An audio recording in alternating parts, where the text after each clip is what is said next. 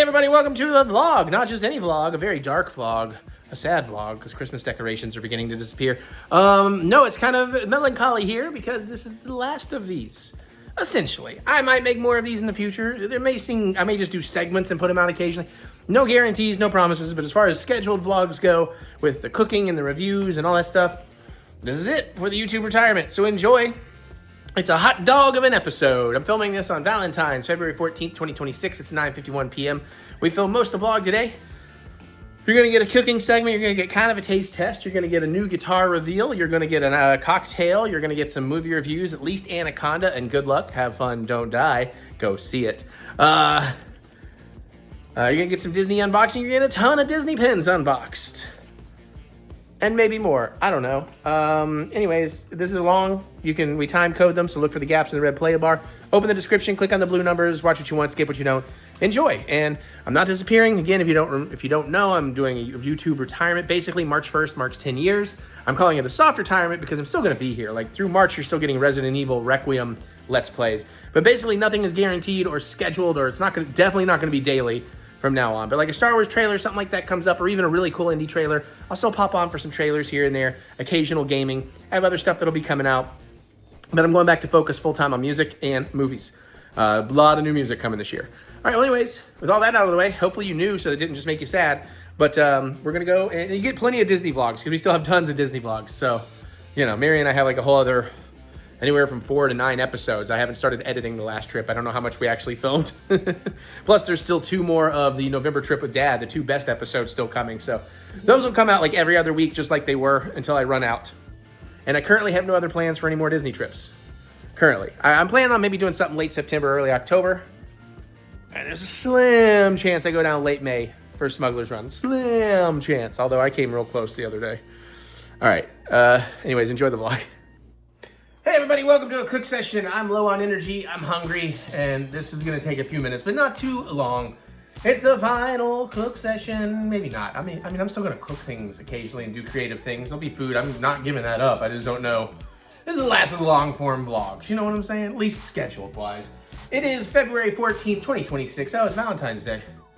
So we're gonna make what I love, a hot dog. It's 6:41 p.m. I found a recipe for a Korean style hot dog. There's a lot of ingredients. I have one ingredient wrong. I'm also cheating one element. But there's basically like a slaw and 2 sauces we have to make. And then we put kimchi and grilled dogs in a bun with all that stuff. I have the whole kitchen counter is just loaded with condiments for making all these things. So let's do an ingredient rundown. I don't even have everything out, but I got top sliced buns, because that's what it asks for. It says you can toast them. I'm not gonna. I'm too hungry. We got some light brown sugar. I'm gonna have to open a whole new bag. That sucks for 2 teaspoons. We got a small red onion we're gonna need half of on the mandolin. We've got a bunch of yellow mustard. We'll need a cup. We got a bunch of extra virgin olive oil. Hopefully we have enough. We have some sesame oil. We have some toasted sesame seeds. It actually requires sesame seeds that you toast, but I only have toasted ones already. Fresh toasted would be better, but I've got what I've got. We have low sodium tamari. We have gochujang. We have sriracha. We have salt, we have pepper. I do not have minced ginger. So we're gonna try and substitute some ground ginger. We're gonna play with Kewpie mayonnaise today. The high-end Japanese, Asian mayonnaise that everybody loves. We've got some rice vinegar. We've got some Dijon mustard. We've got some ketchup, because it's a hot dog. You should have ketchup on your hot dog. We're gonna do all beef Hebrew National. Yeah, hot dogs. I got some fresh jalapeno. I'm gonna slice a little for me. And I think that's everything. So we're gonna start with the veg. We're gonna slice up some jalapeno. I'm gonna slice up a lot more than I need because I have 3 beautiful jalapenos. I might as well have them sliced for me to eat them when I want them. I just also realized I did not get around to actually cleaning them. So luckily, that doesn't take but a second. We don't have a lot of vegetable work here. We're gonna do half that red onion on a mandolin, and we're gonna slice these jalapenos. So this should not take too long. Everything about this should be fairly easy. It's just making the sauces in the slaw is like the longest, that and grilling the dogs, I guess. Of course, we're gonna be using a grill pan, because that's how I roll. because it's way too cold to go outside and be grilling on an actual grill. Alright. As you can see, I got some thick, fatty, boom batty jalapenos here. Now, in the recipe for the slaw, it actually tells you to put the jalapenos in the slaw, but since Mary is going to join me for some of these, I'm going to skip that, and I'm just going to put some jalapeno slices on top of mine. Plus, it'll look pretty that way. You're welcome, I love you. Although there is like sriracha and like all the sauces, so we'll see how that goes for her. Not heavy amounts, so she should be okay. Alright, I always like to take the nub off. And the recipe calls for them to be destemmed and deveined, but I mean, I like my seeds. I like that heat. Trying to make these somewhat thin slices.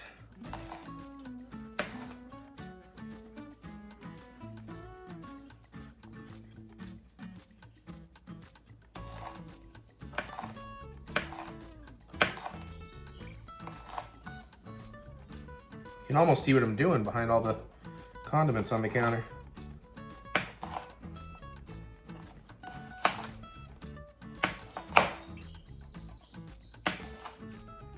Get a little more out of there. Nice.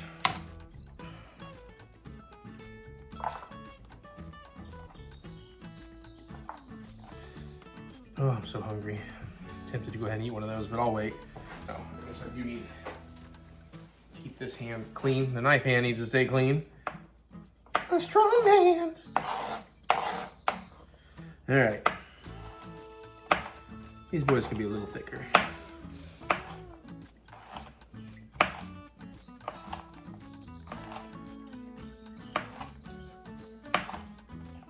I don't know why I chose this crooked one. It just called to me.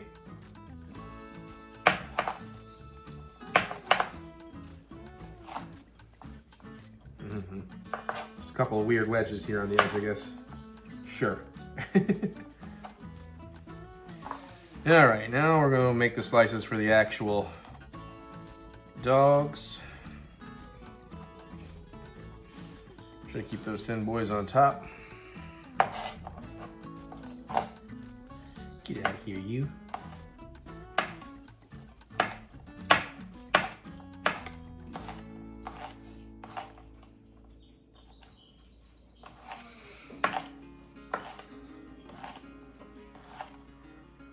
Going like really thin on some of these.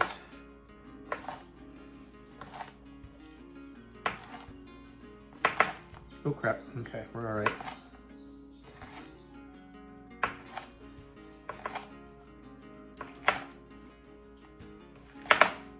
All right, a few thick boys. Sure. Okay, the thick boys underneath. Try to pull some of these thin boys out to the side.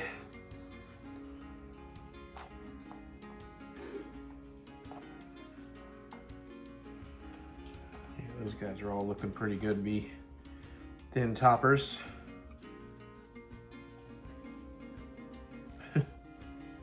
Definitely overflowing my thing here, but again, some of these are gonna get used fairly soon here. That guy can just go to hell.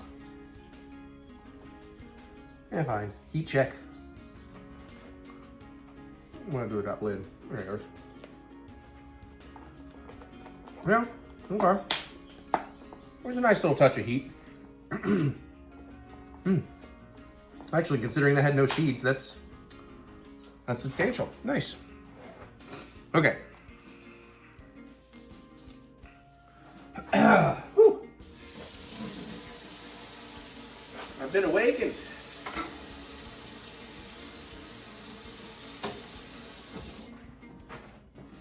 All right, down post. Oh yeah, those actually, they must have been grown this summer when everything's crazy hot.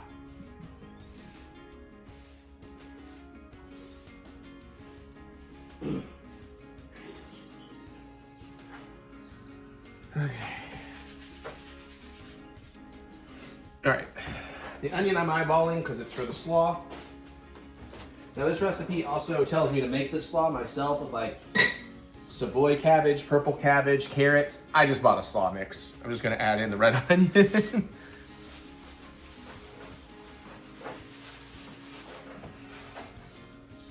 All right.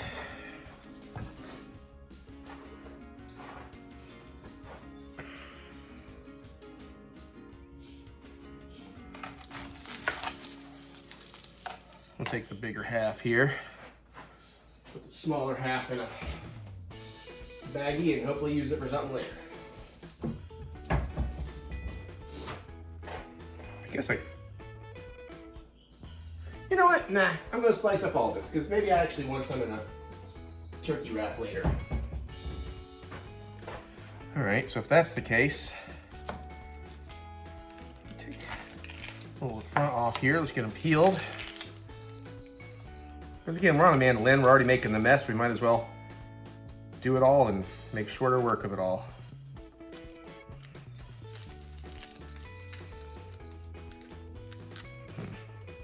Wait, did I cut the wrong side? I might have nipped up the wrong side. Oh well. Didn't do terribly well with this papering too. There we go, that one's good.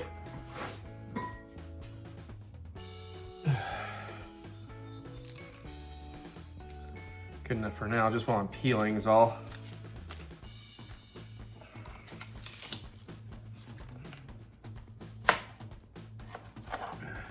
That was a mistake. That did not play out the way I had hoped. Oops. Taking a little bit more of that one than I intended as well, but. Okay, we still need to take those roots off.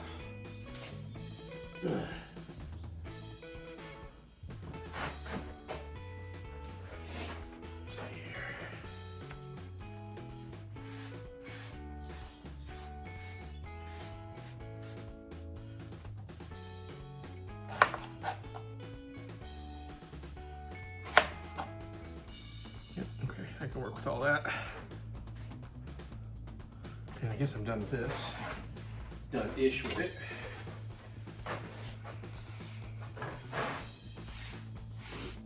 After this, it's all measuring and mixing and grilling, so we're doing pretty good here.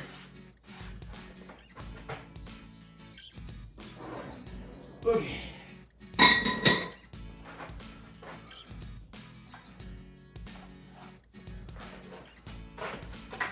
I guess I should actually get the guard out.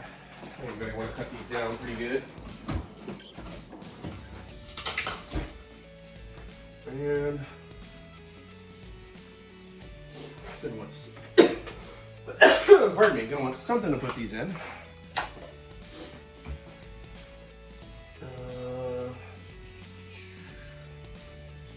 I guess choose you.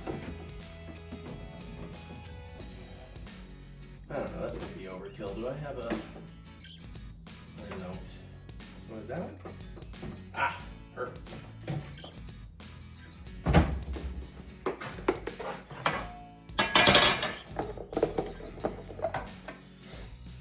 Oh God, I've got to clean this place. I'm sorry, overdue for it. And like that, sure. Am I in the thin? I am.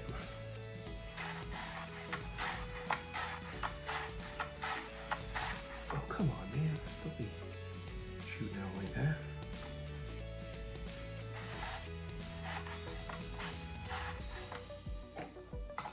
I got a new guitar to play. I'm not fucking around with my hands.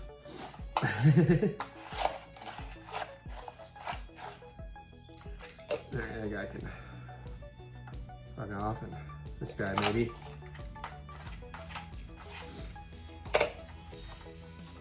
Keep the face out of it, man. So we got some nice thin sliced red onion there. Yes, this container is a little small for it, but I mean, you know, we're putting this whole thing in there. Or half of it's going into the... You know what? I didn't quite get the root off of that piece. Hold on. Ugh, got my eyes going a little bit here. That feels better. Huh.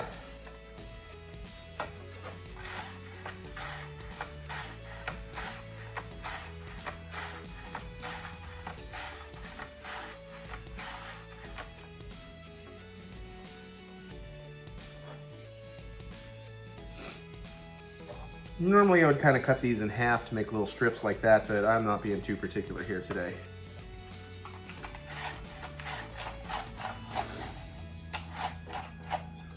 Sure you don't want to? There you go.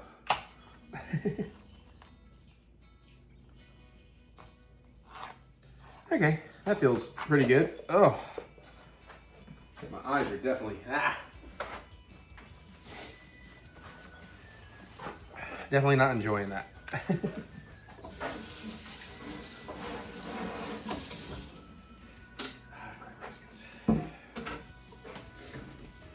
All right. Enough for now. We're done with the knife for now. So, I guess I got some more things that can get in there. Because we're going to need space.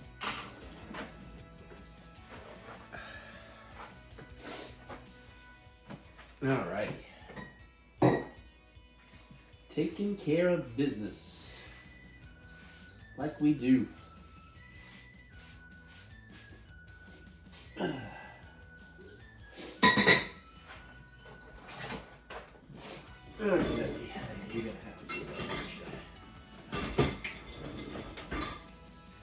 Do a better job at Tetrising all that a little later.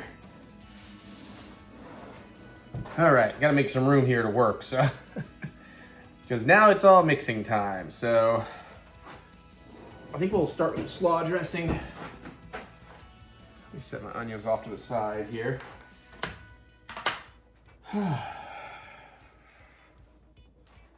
Yeah, I'm kind of hoping we can get away with not having to get a giant bowl down to mix the slaw, because we don't need that much slaw, but it might be overdressed. I'm not really sure. So we're gonna use my bigger mixing bowl to do this.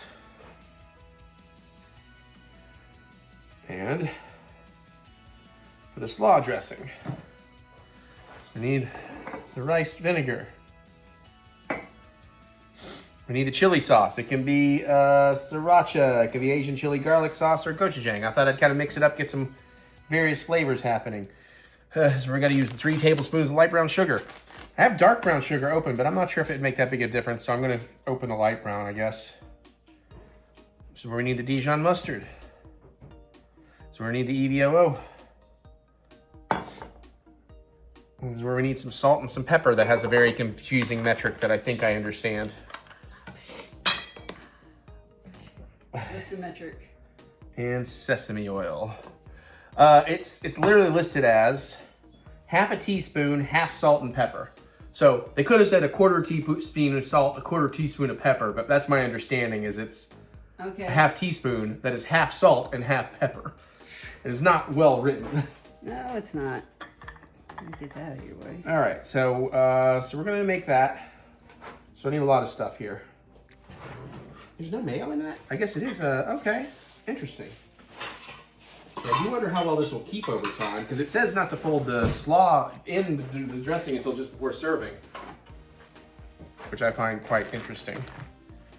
Well, we can do it for this, and then after the fact, you can mix the rest of it if you want. What you said makes no sense, but okay. It does. No, not really.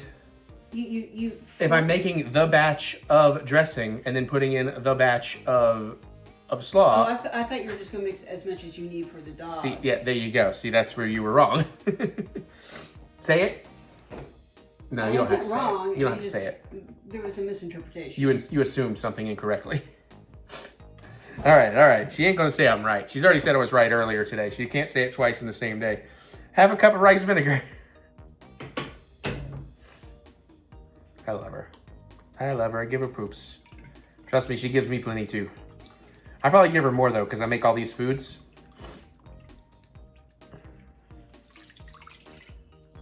Yeah, I can now tell you we're gonna end up needing the big mixing bowl, because this is gonna actually make a lot more sauce than I anticipated. Or dressing, I should say. All right, tablespoon of whatever chili sauce.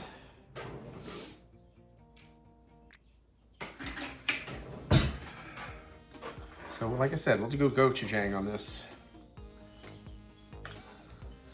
Instead of just making sriracha for all of it, and then it gets overly sriracha'd. Ooh.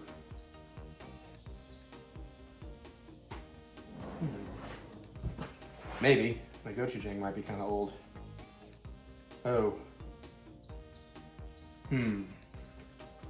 It's probably like ketchup, right? It probably doesn't expire that handily.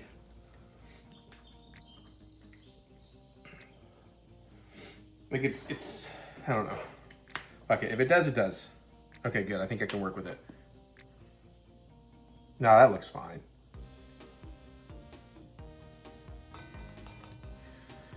Gochujang, gochujang, gochujang. Try to use some of the vinegar to rinse it. That didn't really work that well.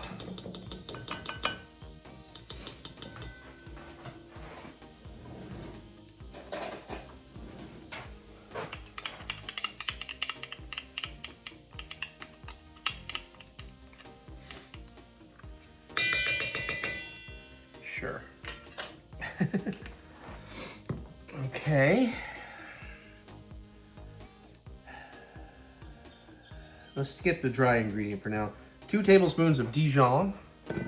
Should have enough Dijon left in here. I hope. We'll just use the same measuring thing here because it's all going to the same place.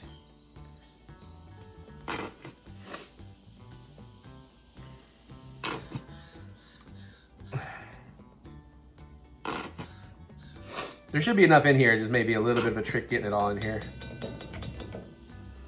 I think that's probably our first good tablespoon.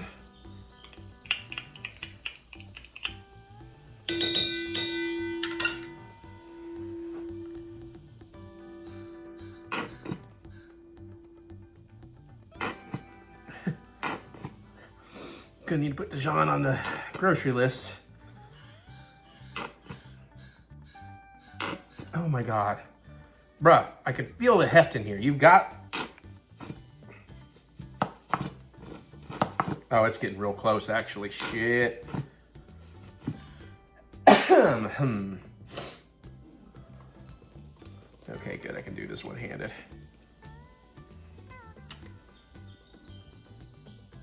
Oh, okay, that's a nice little dollop just went in there.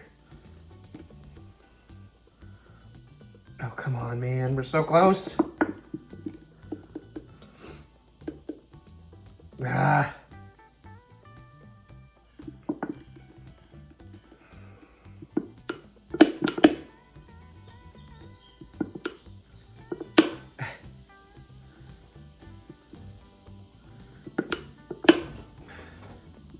Damn it. No, we're just gonna have to see what we can do here. It's gonna be close, but shit.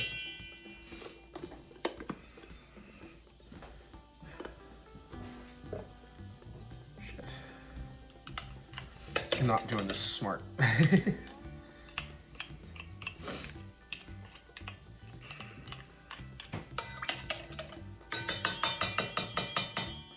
All right, I'm gonna assume we got close to 2 tablespoons there. And I need to put Dijon on the list. That is definitely empty.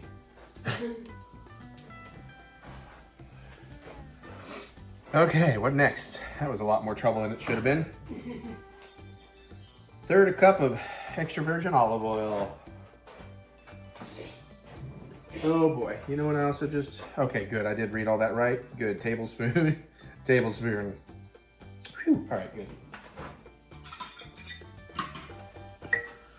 1/3 cup of extra virgin olive oil. We got that. Excuse me. Hopefully. Oh, it's gonna be close.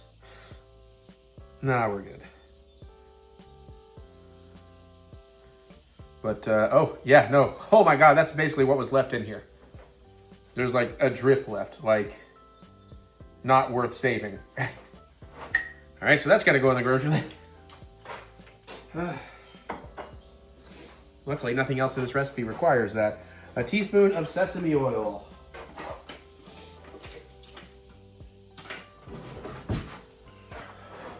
A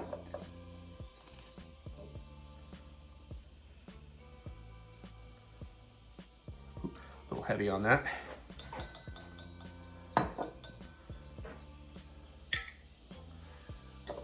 That I might need again, I don't remember. All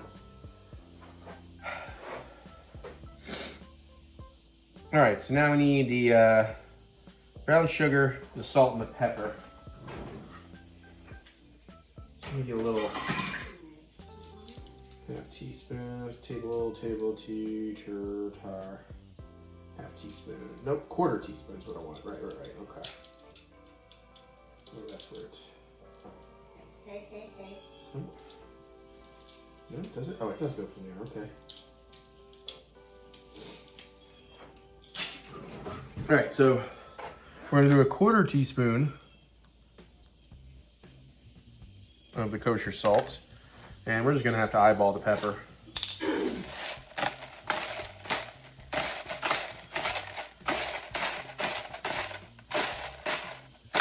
I'd say that's probably good. Okay, now, oh yeah, we also need to account for the fact that ground ginger goes in the slaw mix, but we want to put it in our sauce. So I still need the brown sugar. There's going to be 3 tablespoons.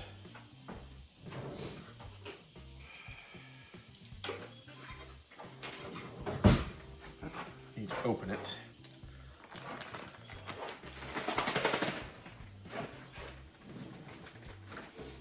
It means I need to make some more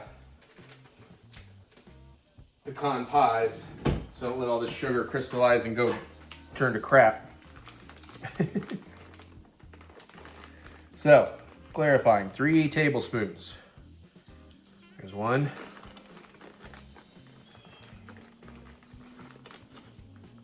2.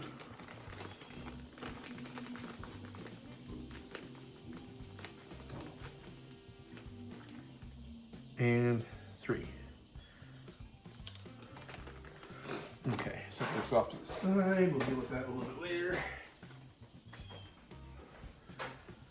All right, and then so just the ginger we have to account for. So if I was using minced ginger, it does a tablespoon. I don't know, what do you think, Mary? If I'm gonna do ground ginger for minced ginger, what? I don't know what that's going to be. That's a tricky. How much minced ginger do you want? A tablespoon. How much ground ginger can I substitute for 1 tablespoon of minced ginger?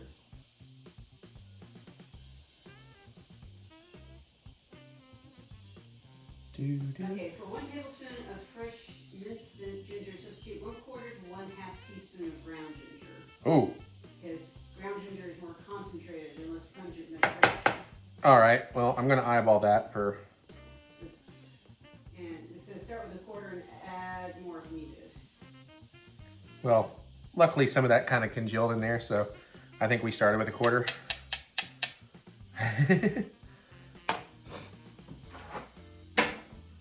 Okay. So that is everything in the slaw mixture, I believe. The rice vinegar, the chili sauce, the brown sugar, the Dijon, the olive oil, the salt, the pepper, the sesame oil. Okay, let's get this mixed up. Actually, I don't want to use a... Yeah, this guy will do the trick.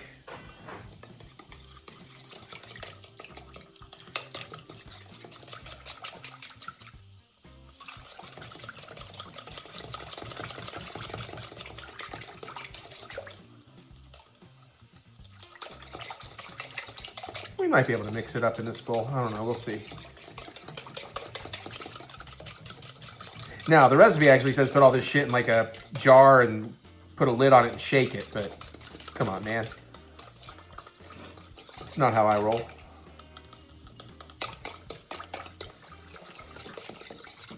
I mean, that's looking pretty good.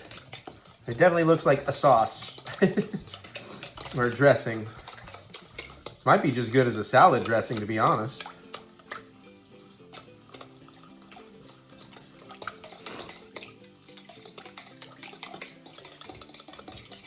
Okay. That's looking pretty good. I am going to give that a quick little taste just to see if I want to adjust anything.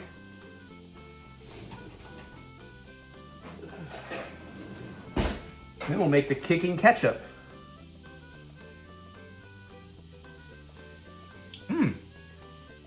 Oh, that's quite tasty. Mm. Okay.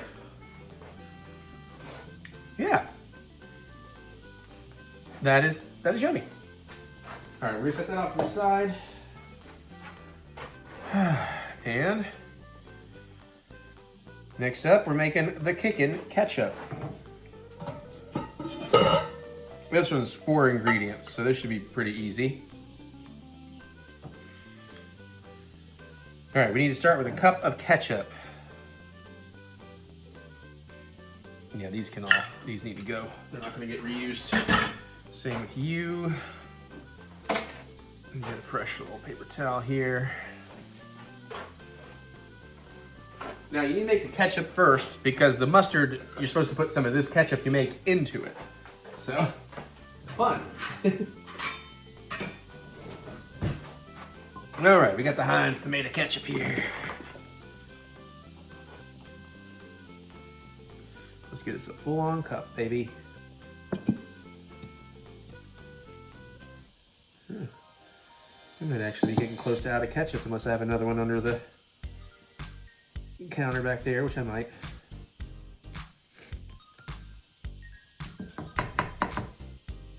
Now this I don't mind having full batch of because I got a feeling the ketchup and the mustard will be things that'll be good on other stuff. Maybe just a touch more.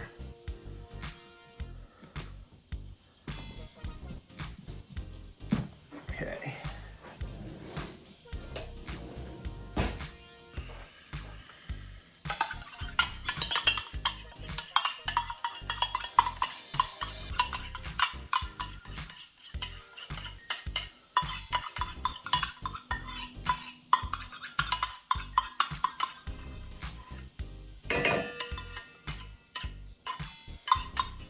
And as usual, I would, I'm gonna make the recipe sauce and taste it and all that. And in the future, I may perfect it to something I like a little better, but so far so good is that slaw dressing does seem to taste, or looks pretty tasty. Or tasted pretty. Y'all, my brain ain't working right now.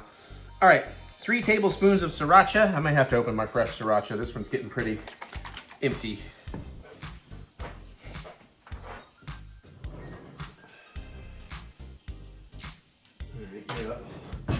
You're up, red guy. I was having trouble with this guy the other day. How much? 3 tablespoons. I think my nozzle's getting a little cloggy too. Hold on.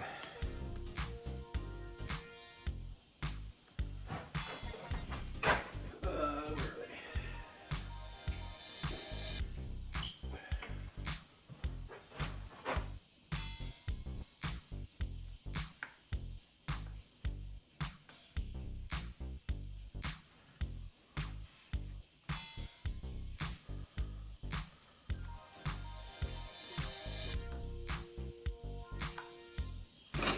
Yeah, I'm sure I've got it now. Maybe.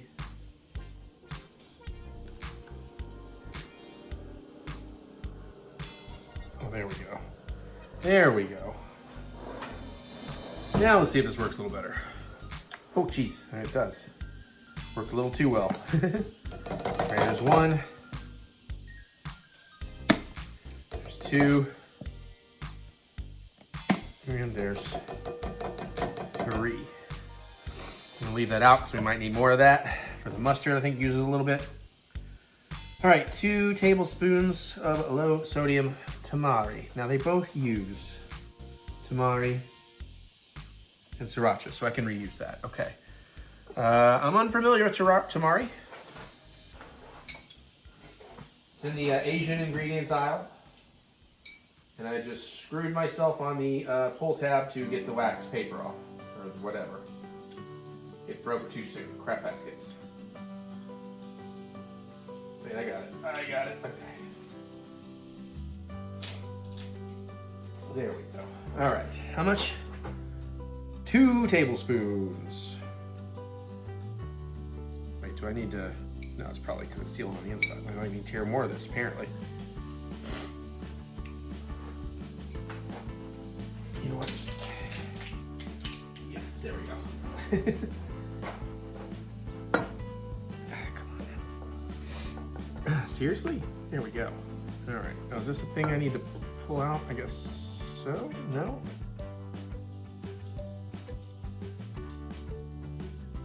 Yeah. Or does it have a... No, I think that's supposed to... Oh yeah, that's definitely supposed to come out. Okay. Ah, there we go. And then we check one more time. Two tablespoons.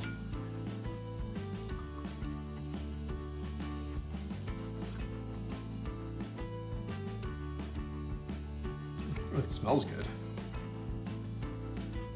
And then we need our teaspoon of minced ginger. So instead, we will do, I only had salt in there, we'll use the 1/4 teaspoon this time, dry for the ginger.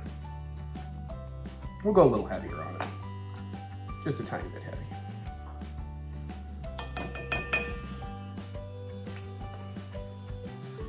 All right, I'm gonna give this a good old mix up. I guess this guy is not quite as long, but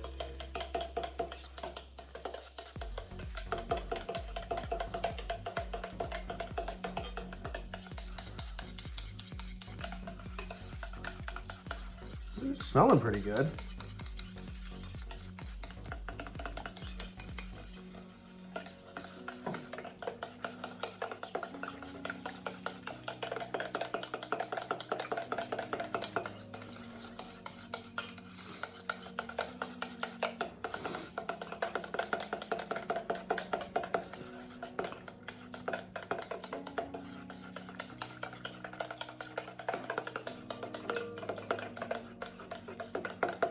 All right.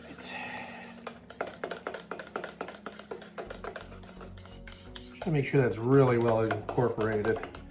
I don't feel like I'm really moving it through the middle as well as I want.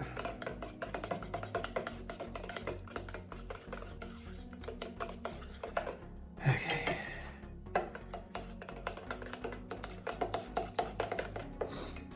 All right, let's give that guy a little taste test.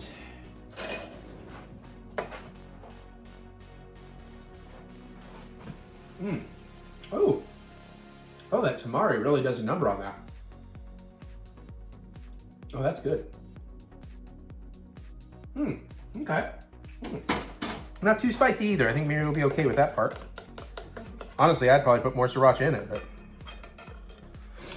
but I love her.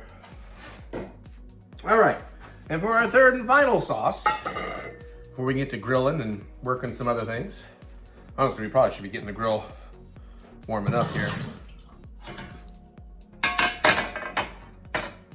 Jalapeno seed out of there. Go for like a, ooh, I think it said medium or medium high. Let's see. Let me skip ahead a little bit.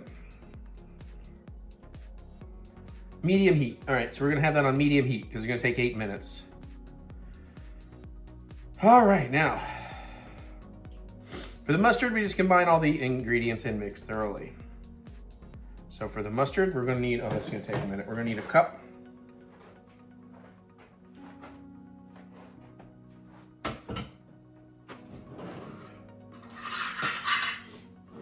A cup of yellow mustard.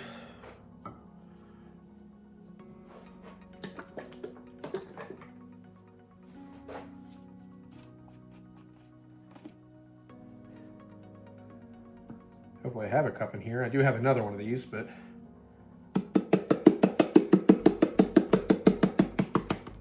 I don't think we're getting a cup out of here. Crap.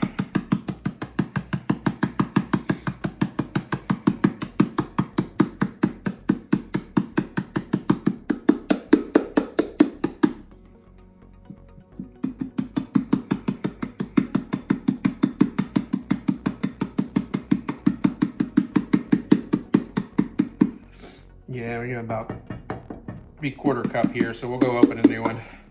Dang it. Good thing I keep extra of this kind of stuff on standby.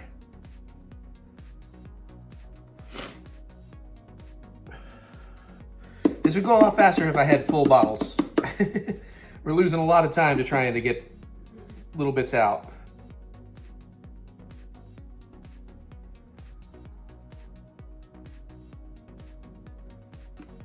Yeah, okay. So close.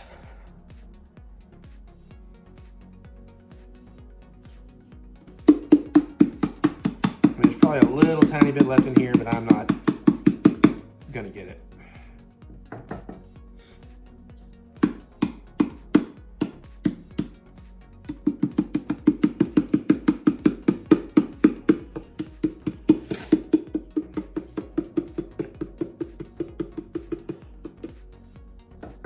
Look at how close that is. Dang it. Oh, so close. Yet so far.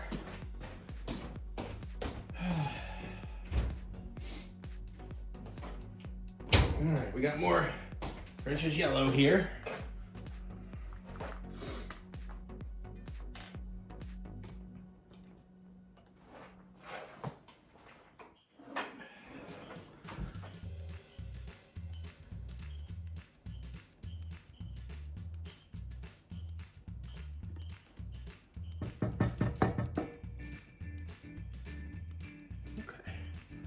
All right.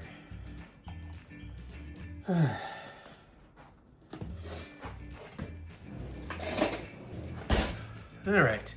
Mustard going in. Ooh, ooh, ooh. Oh, come on. Shit. Yeah, you may want to take a look. Something dinged my phone, which vibrated it just enough to want to fall off in the floor, and I instinctively grabbed for it with the spoon of... Don't walk. Careful where you're walking. Oh, I flung mustard, and I don't know... I can see it on the map, but I don't know where all it went.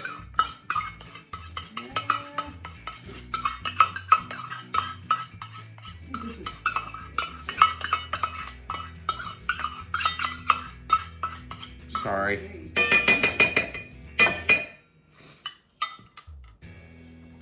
Who the fuck was that? Motion our front door. That's a cat. I won't be mad at a cat. If it was a fucking person, I was gonna go punch him in the face. I'm hangry, yeah, in case you haven't been able to tell. All right. We need a tablespoon of the low sodium tamari. I don't think Mary found all of it, by the way. Oh, good. Now Mary's buzzing my phone. Good thing I didn't have the same problem here.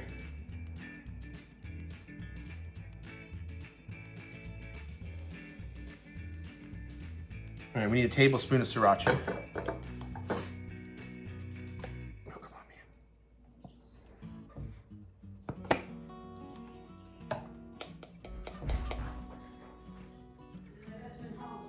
Yeah, I didn't say they were on the porch. Thanks for running out there instead of helping with the mustard. Also, you caused my phone to buzz. It could have been the same problem again. I assume that you moved. I did. I assume you had a certain amount of sense on it. Yeah, that'd be your mistake. All right, we need a tablespoon of rice wine, vinegar here. Just a couple of new kitties I've been trying to meet. Yeah. I think that's all for the tablespoon. Now we just need, well, we do need another tablespoon, but I want to use a dirty, I want to use a clean boy for what we're about to do. That is good. I probably started that grill a little too soon. We'll do another teaspoon of the grit ginger, since it's supposed to be a... Quarter teaspoon. Oh, that says a teaspoon of fresh ginger this time. Oh, then just a tiny I know, I'm bit. going to just do a tiny bit. We're just going to sprinkle some in there. That's probably fine. We can always put more. I'll leave it right there in case I need more. So then I need a clean tablespoon. Watch your head, I need to open this. I should have one more. There he is. All right, you're good, thank you. And we're supposed to put 3 tablespoons of this ketchup, the kicked up ketchup in here, so. And now spammer, everybody's setting off my phone. Everybody being assholes. Leave me alone.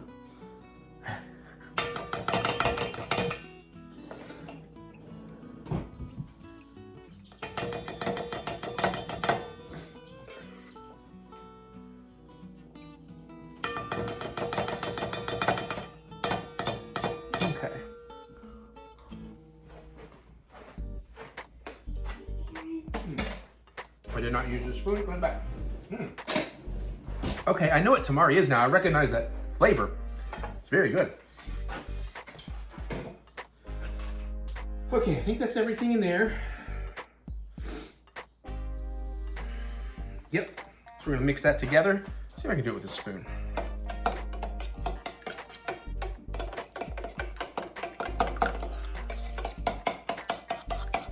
At least to get us, yeah, no, I can do it with a spoon. Spoon's gonna work just fine.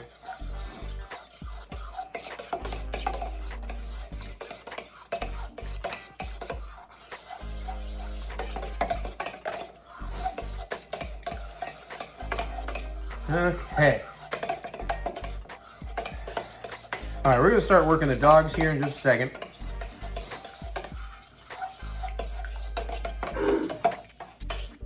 I'm gonna assume that's fine. Okay, so we got all our sauces. We need to prep our dogs, which is pretty easy. We're just scoring them. And we're gonna put them on medium heat for 8 minutes, turning every 2. And in the meantime, I need to be folding the prep and everything else. Okay, so we're done with all this stuff. I will put it away later. Right now, I just need some space to work. Oh, good, that's oily. Awesome.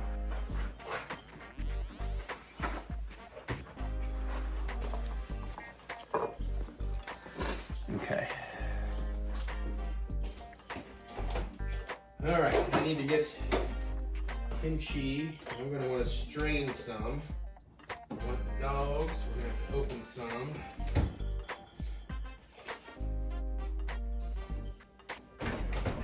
Oh, and I guess I'm gonna get my slaw mixture here in just a second too. Mary, how many would you like? How many what? Hot dogs. Probably just one. Just one, okay.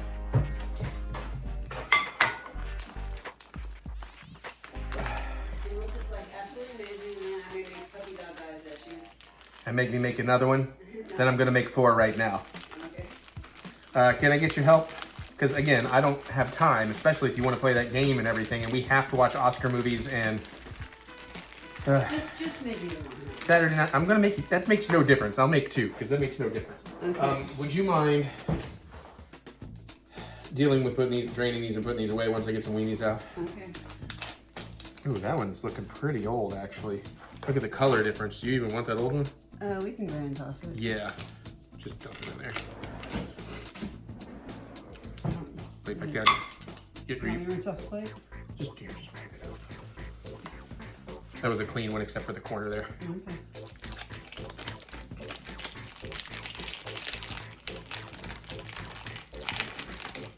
You don't mind, thank you. Because I had to get a little ahead of myself here. I do need to grab a knife. Sorry. Okay, score. How many times did I say?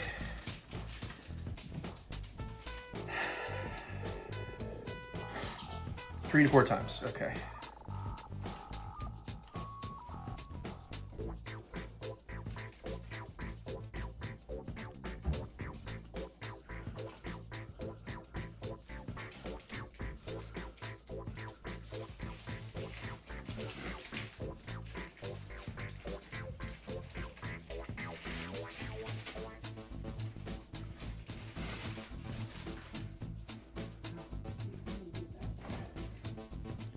Should I do both sides, I guess? I don't really score hot dogs.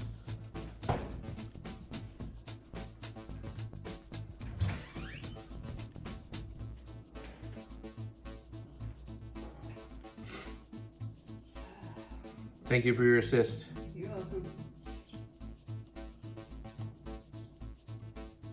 I definitely think I scored a little too deep on that other side. Okay.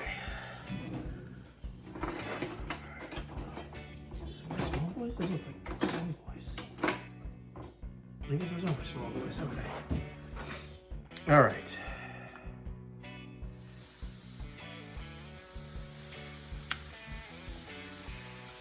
Scale those a little more together and on the heat. Echo, set timer, 8 minutes. 8 minutes. So now. Thank you. I think I can just use this. All right. Okay, now we need 2 ounces of kimchi drained.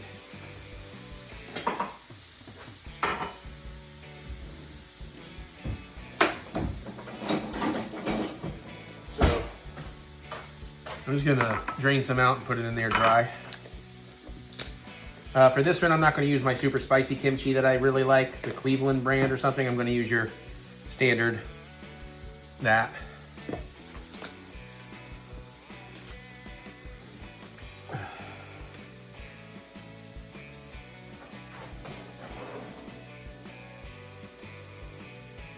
I'm going to do this over the sink.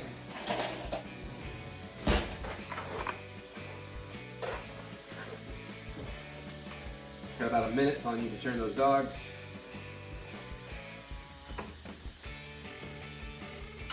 Oh, what the fuck?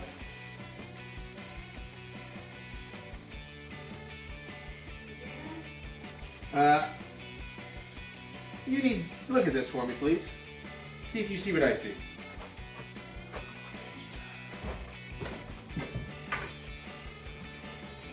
I don't know what you have. The kimchi, just look down there.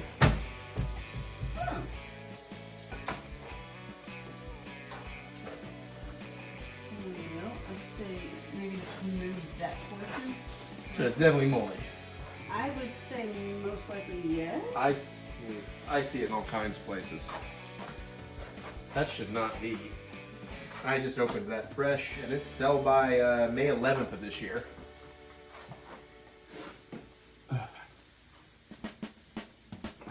These are going to be ready too soon. I'm running out of time. Hold on.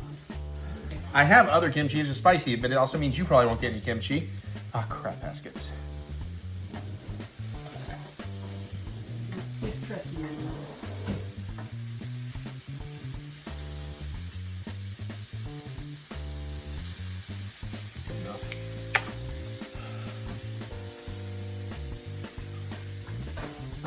Had to prep some buns on a plate back here, by the way. Sorry.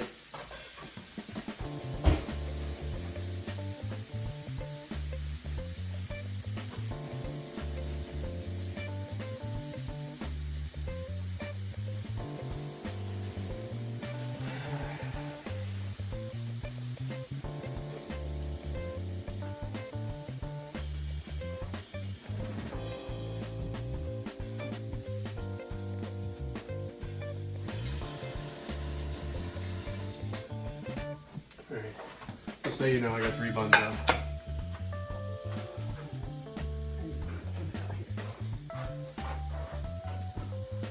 Okay, slaw, got a...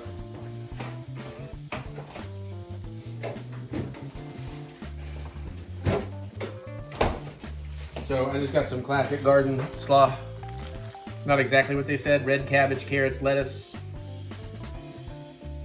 That may have been a mistake. That lettuce is all really chunky. Is what it is. That's Slaw? Classic garden. That's classic garden. Where does it say Slaw anywhere on there? Son of a bitch. It doesn't. Well, I can make this work. I don't have. Then it's too late. Yep. Oh, this is just what it's gonna have to be with some red onion. Okay. I need scissors. What have you done? Update me. Sorry, we're in go right here, so. I removed the top layer of this, so it should be fine. Okay, we'll open it back up if that's what we're using. Yeah, sorry, I just put the lid on. No, I know, I'm sorry. If I'm sounding short, I'm just panicking because we are in.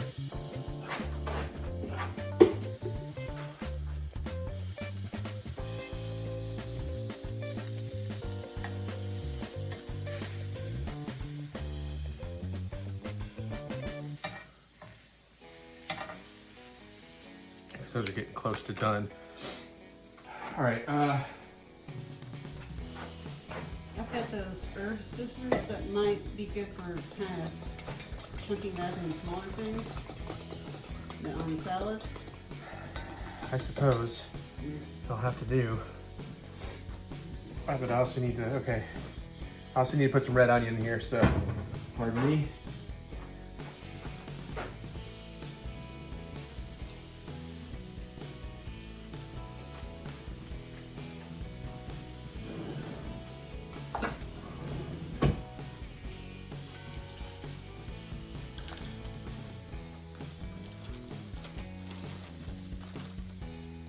That's probably enough red onion. Is that what the salad's going, like the Yeah. slaw is going into? Yeah. Alright, can you hand that bowl over here? Yeah.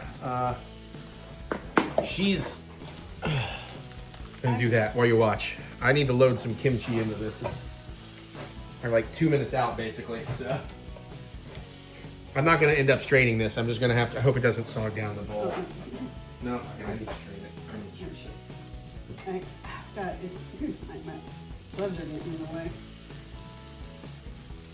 It's better than me actually cutting off my fingers just so I can see what I'm doing. Yeah, that'd be bad. Don't do that.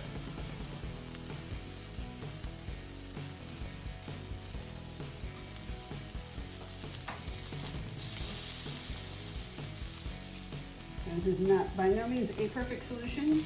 But it'll get the job done. Yep. Thank you.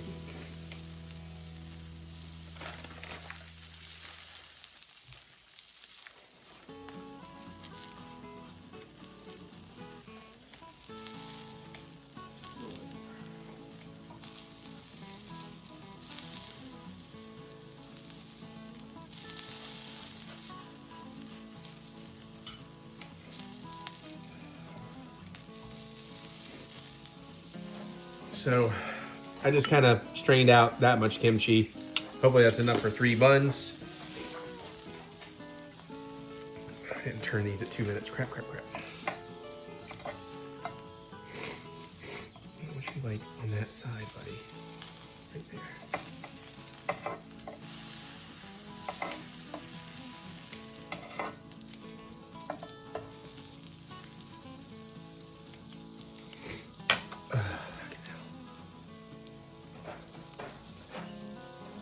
I'm going as fast as I can without. No, I know. I just taking a peek at where you're at is all.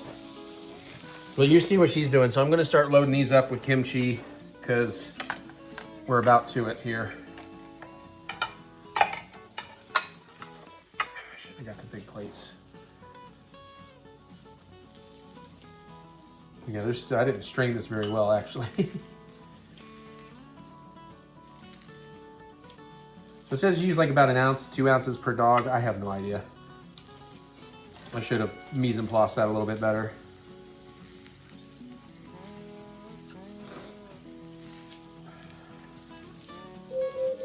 Echo, dismiss.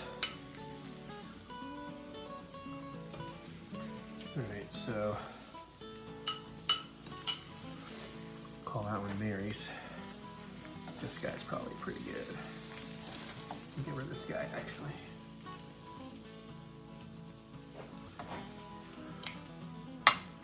All right, I'm gonna set this behind you just for now until I get a chance to dress it. I guess I can take the heat off.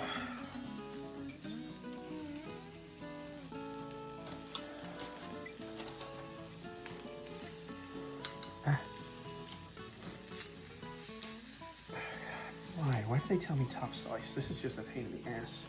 I guess it's not as big a pain in the ass as side slice would be because they just be flopping over on me. Also, it's probably because I'm just in panic mode of we're ready and want to get it done. Just chill.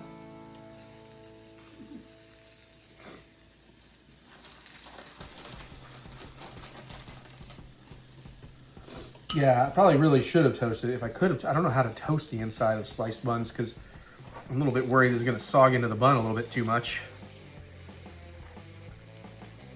That's actually a good question. It did say it was optional. But it's also why I wanted to strain it some so it wouldn't be as juicy.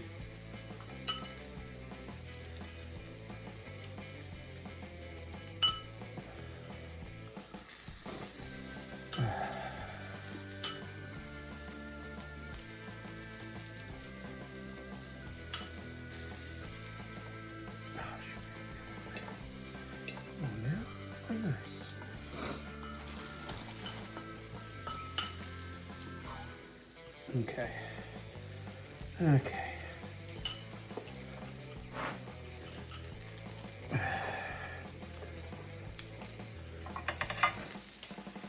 Like that looks pretty good.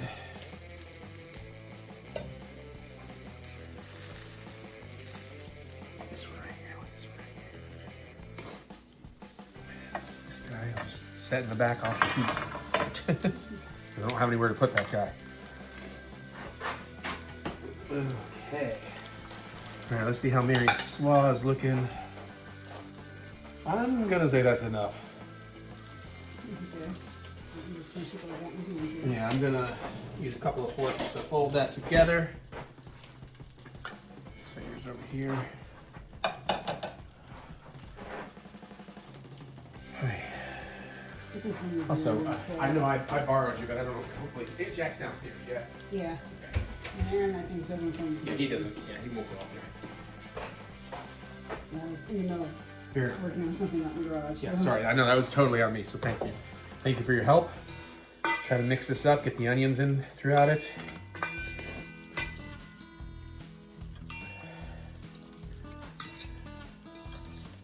That you did a fantastic job, by the way. That really works. You may have overdone the job, but it'll be great.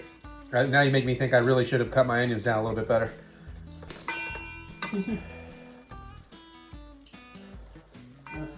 Okay. Oh, Jesus Christ. Okay. Place one ounces of Deep kimchi, breath. each bun, the hot dog, then top with slaw. Drizzle with the ketchup and the mustard and serve warm. Okay.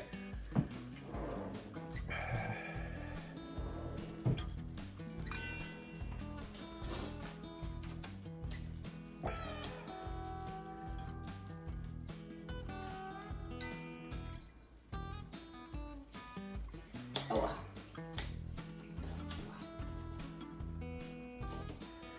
Yeah, I definitely should have cut my onions down some. Crab baskets. Too much onion in here. oh, or there's just not enough salad in there. Yeah, but I'm in a hurry now. You don't want to serve these things, so. And I really should have cut my onions smaller.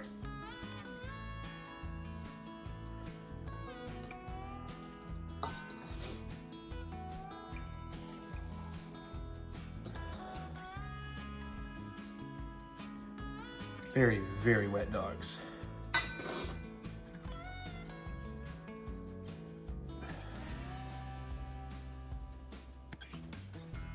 Red onions also want to escape. Yeah, I need to do Mary.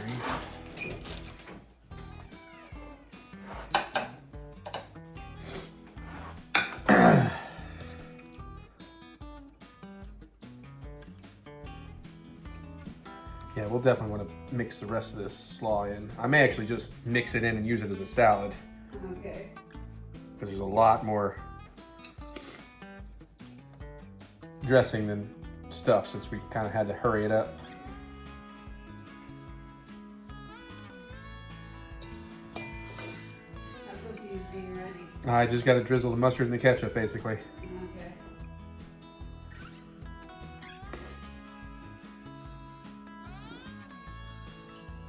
Okay. Let's put that in. Okay. Ketchup. Guess we'll just use a spoon.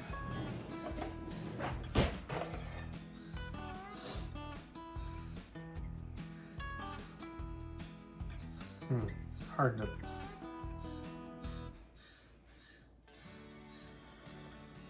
More of a dollop than a drizzle.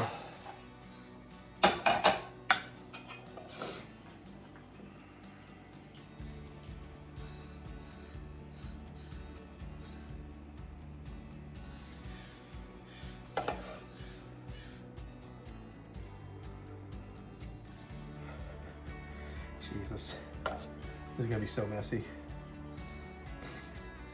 Got this shit like running everywhere on some of this stuff. Alright, I think the mustard will drizzle a little better.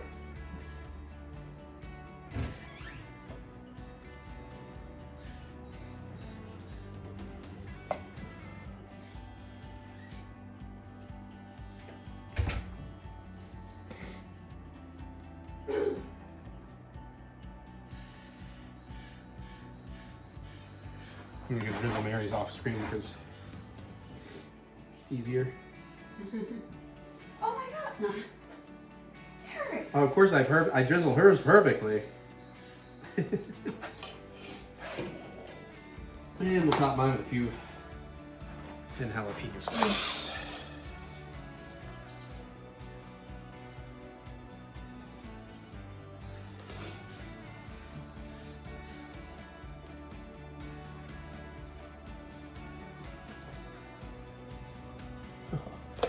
All right, well, they look pretty awesome if they're not a soggy mess from sitting in all that liquid.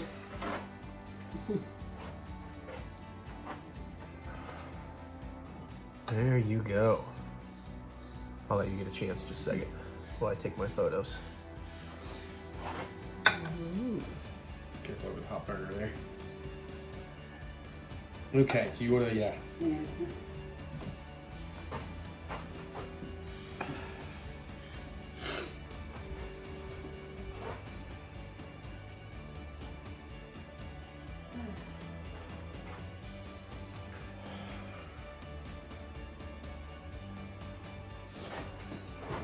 Can't get a really good, that's about as good as I'm gonna do. All right, well, you saw them close up and everything. I don't need to cut the camera. Oh my God, that took over an hour. Oh, it's almost 8 o'clock. All right, anyways, we can just jump right into the taste test. I have me a paper towel. You might want to get you one. Yeah, I was just like, do I need to put my clothes back on? I know, right? I'm gonna take my ring off. I don't, house cleaning, so I don't have mine on. And then we'll bring yours over here and thumbnail with me first. You don't have to get yours in if you can't, because mine are the prettier ones, so.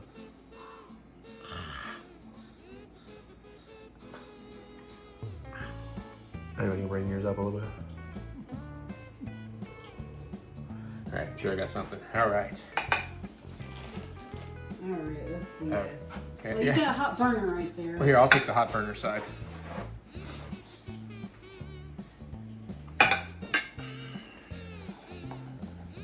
All right. Bone apple teeth. It's actually structurally kind of holding together. Yeah, it's just very messy. I just went ahead and just did bread just to get it out of the way. I got some dog and some kimchi, a little ketchup. Something is, oh, an onion.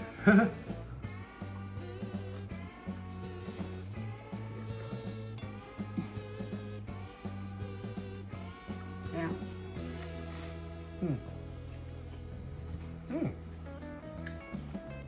It's messy as fuck, but it's pretty good. Yeah, I mean, it tastes good. I'm just trying to decide if it's different enough to warrant the work. Right? I like that slaw on its own, that dressing on its own. You should taste some of that before we're done. I think it make really good salad dressing.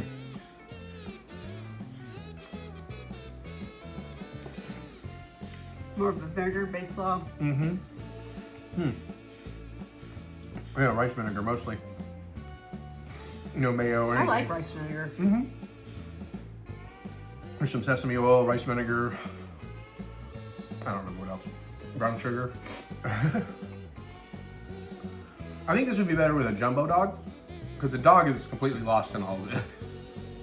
Oh yeah, there's hot dog in there. Yeah. The ketchup and the mustard and the slaw are really nice together. Now, it would be interesting to see what it would be like with an actual cabbage slaw.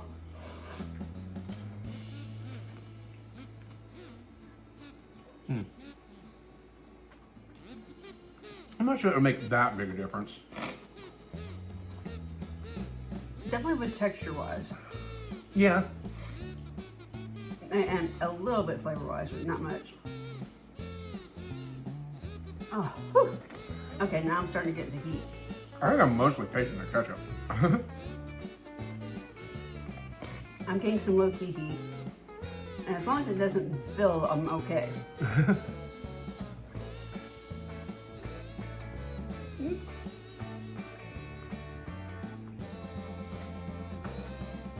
Not quite as messy as I thought it might be. Yeah. Well, I don't know how I feel about this, because it is good. But you're right, am I really tasting anything in here too much different than just sort of a sriracha ketchup? I mean, I do taste some differences. I mean, I think this is better than a straight up, mustard ketchup. Yeah, yeah. I think some of that's the heat, and you're getting some of the tamari maybe, but subtly. Oh, the slaw. Well, I didn't think it was that messy, but I feel like I already need another paper towel to eat the other one. I could taste the kimchi in my first bite when I didn't really have a lot of the ketchup or the mustard, but honestly, I lose the kimchi after that. I don't really get that fermented thing going on. Mm-hmm. Yeah.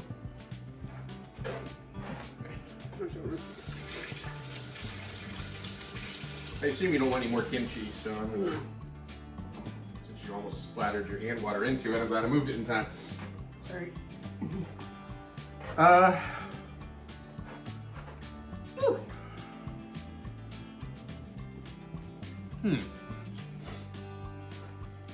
Did I have 2 forks in there?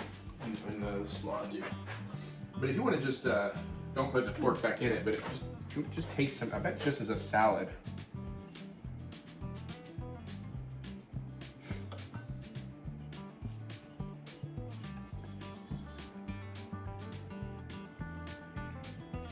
Yeah. So we can probably just dump the rest of the salad in there and just have some salad ready for tomorrow or something. Yeah. The ketchup is good, but it's ketchup, and ketchup, you can put ketchup on a hot dog if you want. I don't give a shit. And sometimes I like ketchup on my hot dog, but I always find it to be kind of overpowering. And I think that's the problem I'm having here. I think if I had left the ketchup off, I'd probably taste a lot more of the stuff. Can I have the hot dog? Yeah, yeah. I don't necessarily want anything. That's fine. else per Yes, se. but I made that for you. Pan makes it be kind of hot, but I just want to. fair enough. I got another dog to eat. I am going to eat it. Could you hand me my plate, please? Oh, yeah. So we'll clean it and do it this way. There you go.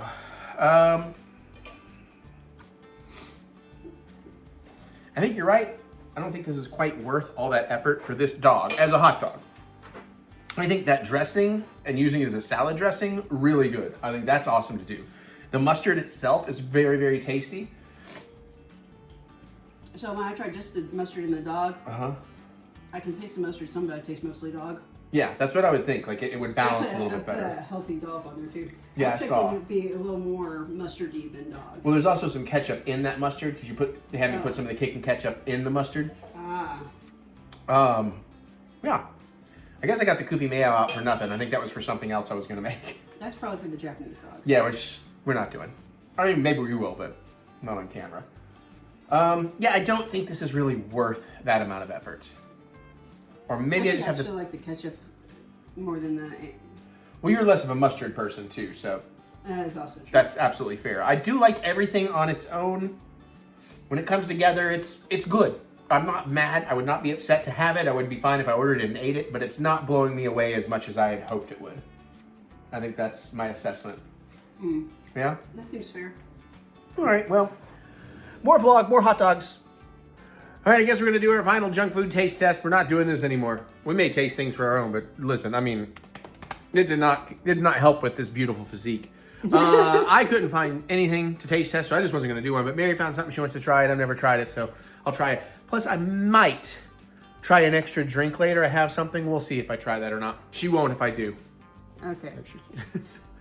So this was actually given to me by one of my coworkers. She didn't particularly care for it, and she had like a few extras. So I was like, you know what? I haven't had any of this Dubai chocolate stuff, and neither has Eric. Correct. And this looks basically like a Dubai style Kit Kat almost. Mm-hmm. Yeah, chocolate covered wafers with the pistachio, whatever. Yeah. So I am eager to try this out and see if there's anything to this Dubai chocolate craze. And I don't know if this is the best version or not, but it is a version for us to try. Now, admittedly, I'm kind of put off by the chocolate because that's a little pale That's looking for pretty. milk chocolate. Yeah. Okay, Maybe it's just first super. bite, No, or- it's your show. Maybe it's just thin and the wafer's showing through. It's very thin. Mary's dabbing. She's dabbing for Dubai. Actually, to me, it doesn't have that much flavor. It's like slightly crunchier. Okay, like a Kit Kat. I was wondering if she was going to offer me any.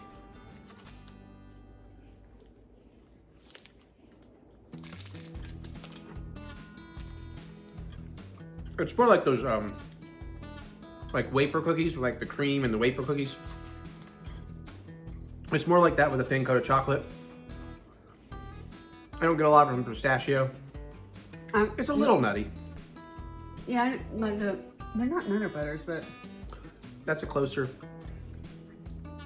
but they're like this, but they're peanut butter. No, I know Nutter Butters. Yeah, I know what you're Is talking. that- is- No, is that the correct Nutty name? Nutty Buddies, Is the it little name? Debbie ones.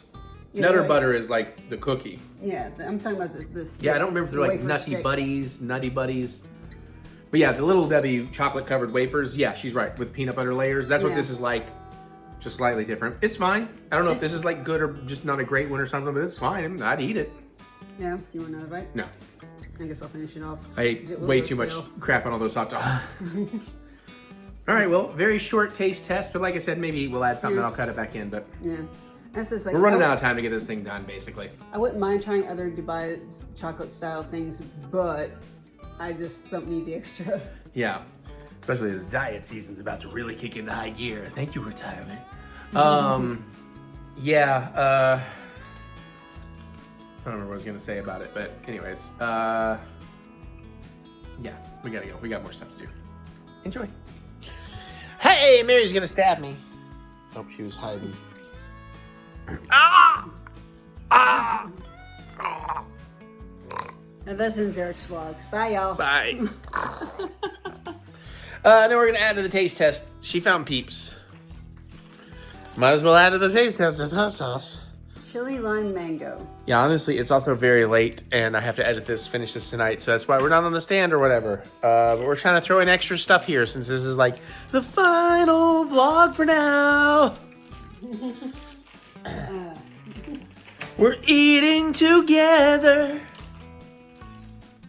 Now, These Peeps won't age well. so the store also had Rice Krispie treat, Which we Peeps pretty sure we've done before. and strawberry Pop-Tart Peeps. And since I'm not a huge strawberry Pop-Tart fan, I don't really need to get that. That could have been interesting. I almost bought some Girl Scout Pop-Tarts the other day for this taste test. I was like, bro, we don't need more. I I don't. really do not. Okay. But I have amazing plans to get back into diet and exercise. It's finally going to happen. Now, Yes, Peeps? Are you actually going to have your own Peeps? No, I'll just take a tiny taste. Mary's about to go on her Lent diet too, so. I'm not that self-conscious about my weight, but I'm a little like, hold on. Hello, Miss Beans. She looks like the cat in the meme right now.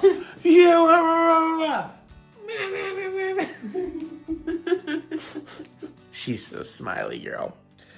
You first. You're the Peep Queen. But that's the tiniest bit that you can bite off. All right, fine, Peep Queen. Oh, God. Really? Are you going that tiny?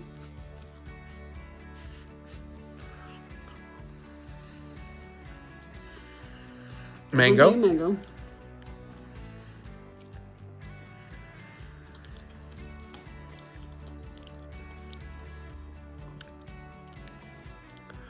Little tiny chemical heat on the back. I don't like Peeps in general, but I don't like this one. It's okay. It's fine. It's okay. I still no coffee peep. I need to bring back the coffee peeps. The coffee peeps are the best. I'm going to agree with you, even though I'm not sure if I tasted Or one maybe of those. an espresso. But whatever it was good. Now I'm thinking of Sabrina Oh, they also have Carpenter. the Dr. Pepper ones again. Oh, the Dr. Pepper ones were pretty decent. Let me try one more. He's going to try one more. Yeah, well, I just want to see if it like builds. I mean, look at it. It looks like it should be. Yeah, I feel like I get more of the chili. Like, I assume it's just like tahini on a mango marshmallow. And there's a little bit of that kind of cheap chili powder chemical heat happening. But not like a delicious tahini. You know what I mean? Now I'm wondering if you did like a little bit of tahini in that kind of person. I kind of thought something similar. We don't need to find out if you don't, because I don't know that you want to eat another one. I'm not like, Calorie wise. never get the wrong impression. I don't care if she eats or whatever. I'm only, Okay, well, the entire container is 270 calories. That's 10 peeps. That's actually not bad. I see a serving size is 4 chicks, and that's 110 calories. So 25, like 27 and a half calories each. Well, I mean, hun, if there's 10 servings and the whole pack is... No, there's 10 peeps in the pack. A serving's considered 4 peeps. How many servings? Oh, okay, well... Okay. Anyways, there's 10 peeps... 27, okay, I see what you did. 10 peeps in a pack, 270 calories, or 27 calories a piece. That's simple math. The thing is, I've seen containers that say, like my soup says it's 2 cups. 1 cup is X number of calories, but the whole can does not add up to 2 cups of that. Yeah, they fucking bullshit this shit all the time, but still. I don't love Peeps, but I've definitely had Peeps I like more than this. I've also had Peeps I thought were worse than this. Yeah, these are okay. They're fine. At least they're new and they're different. Mm-hmm. All right. I guess that's all we got for food taste testing. Okay. Couldn't find anything else. I'd love some new chips, some new Doritos, but some new Pringles, but nobody's getting interesting anymore. You still have your cilantro ones, don't you? I know. I don't have my cilantro Doritos. I'm saving them. Using them too long, and then I'll be like, they're past their Best By day. I guess I'm eating them now. That's going to be exactly what happens, y'all. Yeah. All right, well, I'm going to cut because I don't know where it fits in the edit, but I got something I want to taste test. Like, hey, everybody. Hey. Oh, wait, this isn't the taste test. I'm not that drunk yet. This is early in the vlog. It means it's early in the day. It's not 1 a.m. on the day after Valentine's. For reasons. We played way too much Played Up. Bonus videos after retirement. Enjoy. I'm going to try something here. We got to give some quick setup here. Now, Mary is not necessarily interested in trying this. Totally understandable. So I ain't pressuring her or nothing. So she's not going to do it. But, so I've recently learned more about the federally legal hemp-derived THC CBD products. I've learned enough now to understand why I saw a CBD store in the Atlanta airport. I found these, the brand is Cornbread out of Kentucky that make these gummies that are like over the counter, federally. I took them through the airport a couple of times. It's all good. They're TSA approved. Like, it's completely legal federally in every state. Not that I've ever partaken in marijuana except where it's legal, like Vegas and stuff. But honestly, I found that 1 gummy is not bad, and 2 gummies, you know, you can kind of get a nice little thing going on there. And in an effort to perhaps drink a little less alcohol but still enjoy myself, I thought, well, let me try one of the drinks. So this is not Cornbread. I don't know what brand this is. I guess nowadays, the Cocktail Lemonade. Now, I will say all the drinks seem to be 5 milligrams of THC. And there's a whole Delta 8, Delta 9, blah, blah, blah, blah. But whatever, it's legal. They sell this in chain stores. So I'm not doing anything illegal no matter where you are. But it's always like 10 milligrams in the gummies. Like, that's what's legal. They do it up to the legal limit. My only concern is this is 25 calories for an entire thing of lemonade. And I don't like seltzer drinks. And I know a lot of these drinks are seltzer drinks. It is carbonated, and it also has stevia. It has sugar as the second ingredient, but it also has stevia as the last ingredient. So I'm pretty sure it's going to be sweeter than you think. Well, it's not that I want it sweet. I want it to taste like lemonade. Contains 5% juice. All right, well, anyways, we can try it. If I don't like it, whatever.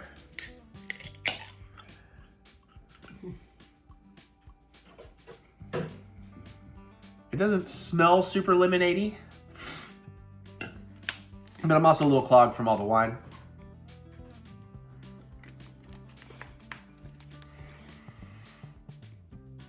Our boys are having fun on the floor. We're going to go watch some Oscar shorts in a minute, so I need to get on this. Here we go. Good luck, have fun, don't die.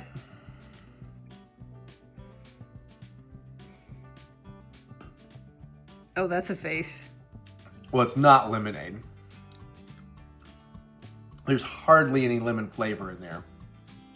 It's very carbonated water with a hint of lemon. It's not super sweet. It's not super tart. It's really very it's like lemon water. Okay. Now, again, my palate's a little off because I did just drink a whole bottle of Sauvignon Blanc. I mean, over many, many hours. But, you know, that's why I'm trying to drink some water. It's drinkable. My face was more like it wasn't gross.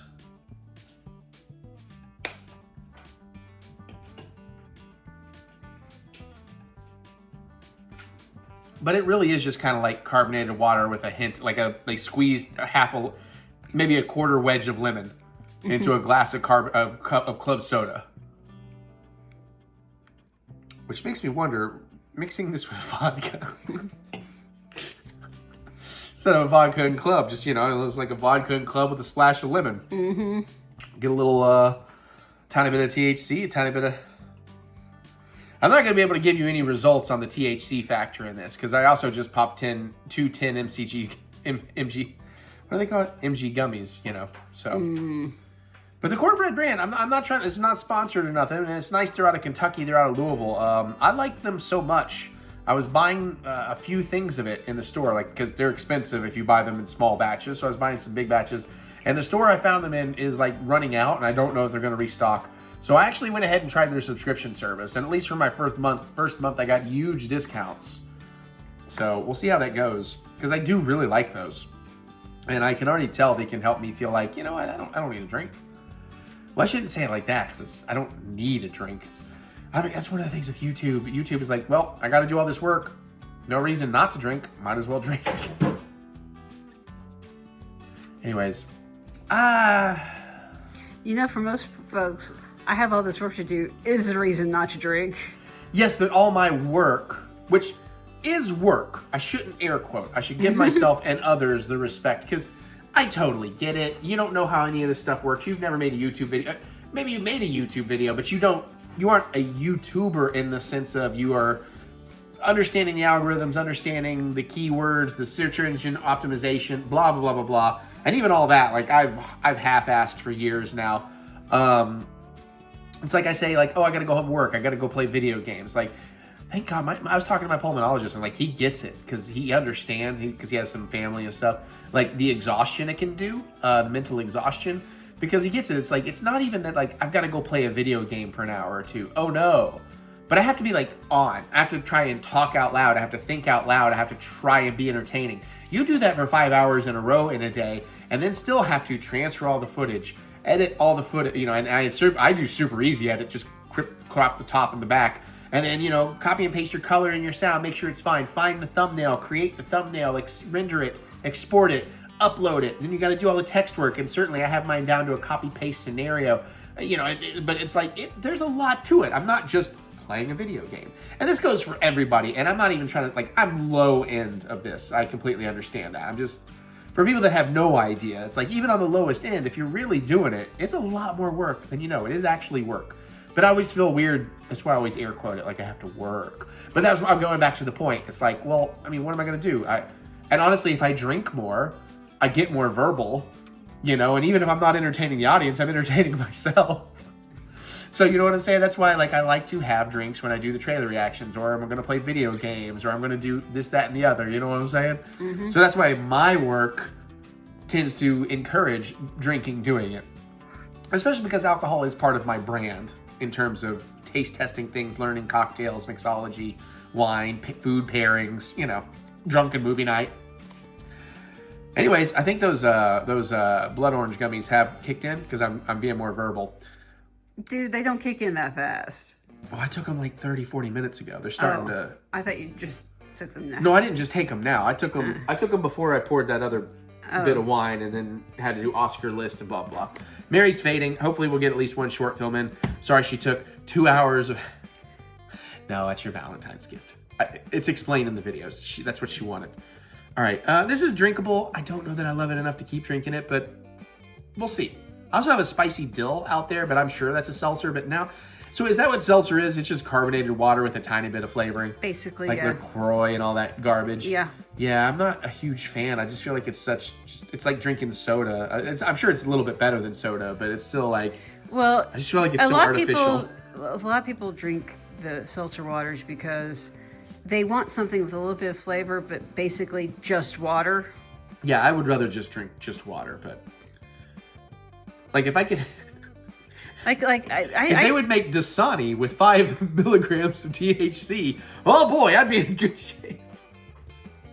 And I like Dasani because it is water that does taste different.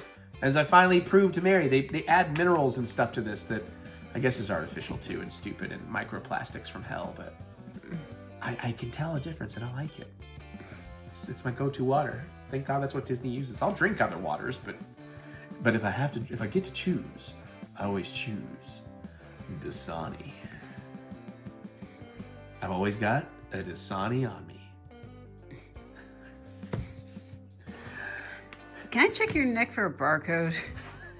Shh, spoilers. Does that mean I would have been, ooh, I don't know that you realize how dark that joke was when you made it. All right, cheers. Actually, before I bail, comments. I would love to hear your thoughts. Because I've heard from so many friends. Listen, I can cut back on my drinking if I'm not doing YouTube and my time is my own. That's going to happen anyways. But I've heard from so many friends that like they really cut back on drinking because they started drinking the THC drinks and stuff, and like that's a lot of the brands promote it as too. Even this has a fun slogan of "Don't drink hard, drink easy." You know, so like, hey, do you have experience with this? What are things you love? You know, like I don't like tea or peach. A lot of stuff is that, but you know, what are your thoughts? Geek out with me in the comments. Love to hear it. Thank you. Bye. Cheers.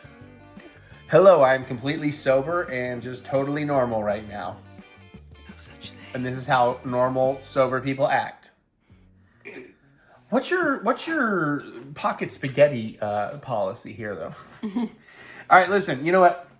You obviously saw me. I don't have to go through the whole setup again. We tried one of those legal over-the-counter THC drinks that are legal. That lemonade I was iffy on, but you know what? I ended up really enjoying that, and it feels nice. I've gone through a whole thing now where it's like, maybe I should play with these things a little bit more, because like if I could just drink 3 of those in lieu of a bottle of wine, that saves me over 500 calories is what I was thinking, because those are 25 calories. And so I went out and I bought a couple 6-packs of those, because it's a couple dollars more equivalent if you balance it out. It's a couple dollars more than a bottle of wine, but if it saves me 500 calories a day and I can still kind of have something fun to drink and get a nice feeling out of it, okay. So, with that said and done, went out and got a couple more 6-packs of the lemonade version. I tried the spicy lime version. It's pretty good too. But now, I went to Total Wine and when I bought those 6-packs, I did a mix and match. They have like the single cans. So I thought, let me try a bunch of different brands and cans and see what I think. First thing I learned about this as we venture into these THC CBD drinks, not all of them have CBD. The one I did just a minute ago, it was only THC, 5 milligrams, whatever. But they also wildly vary in calories, because I found like this red cream one that looked interesting, and it was like 160 calories. Because cream. Yeah, exactly. But then I also dug through some things. I found some that are 0 calories. And so I kind of picked based on that. I didn't want to go for the heavier calorie ones. Now, I'm going to try another one right now, because this is a flavor that sounds interesting to me. But also, okay, that's interesting. But also, this is from an interesting brand. So today we're going to try, the brand is Cornbread. The flavor is salted watermelon, which sounds fantastic. This is still 12 ounces. It's just in one of those white girl wasted cans. You know, the ladies, they want to have that kind of feel in their hand. Really? That's average. I mean, I keep being told I'm a little girthy. Moving on. So these are the people that make the gummies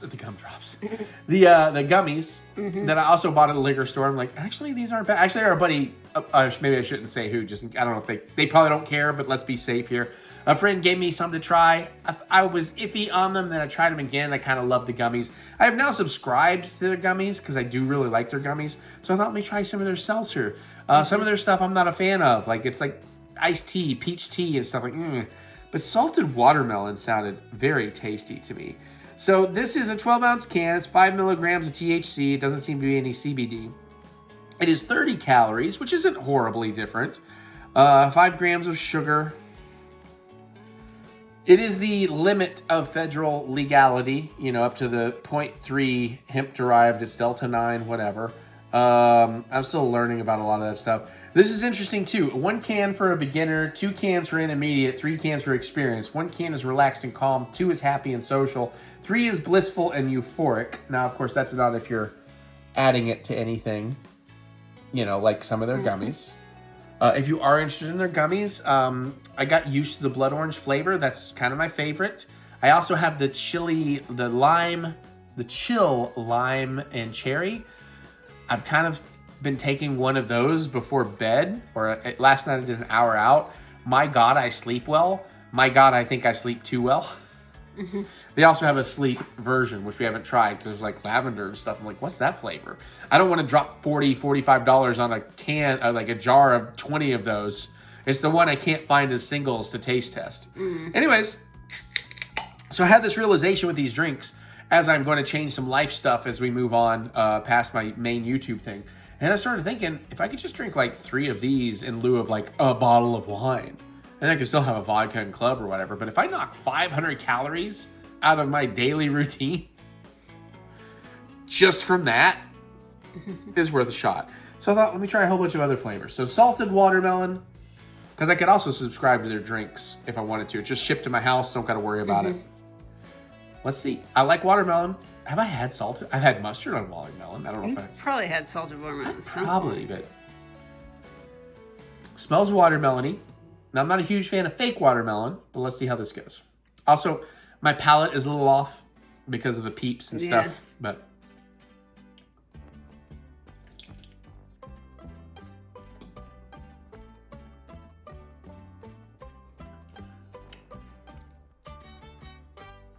okay, much like the lemon and the spicy lime I didn't do on camera, it's not, the flavor isn't as potent. It's not like a flavored soda. It is definitely more of a seltzer. A little carbonated, not awful. The flavor could be a little more potent, but I'm not getting the salt so much as I'm getting the watermelon. I think salted watermelon is supposed to make the watermelon sweeter. Yeah, I'm not getting that from this. You might be right. I have no idea. It's not something my family ever did, so. Perfectly drinkable. I feel like these drinks also are going to be a lot better if I haven't had a bunch of wine or a cocktail before. Like if I'm just starting on these, they're going to be a little nicer, a little more refreshing. But because I've come off some very potent, very flavor-forward drinks, this feels a little less right now. But as I drink through it, I think I'm going to like it more and more. That's kind of what happened on lemonade off camera. The more I was drinking on it, like, this is pretty nice. And I can easily take an hour, hour and a half to drink one of these. I took one over and I did my spicy lime while I was watching Alien Earth with Dad. Those are like hour-long episodes. It was 20 minutes into the second episode before I finished 1 can. So, yeah, this is pretty good. Would I get this? I do like the lemonade one better. I probably like the spicy lime one a little bit better. I had hoped, because I am a fan of the brand. Now, we won't be filming all of this, but I did a mix and match of 6-pack, so some of them do actually also have the CBD and all that stuff, so. But, you know what?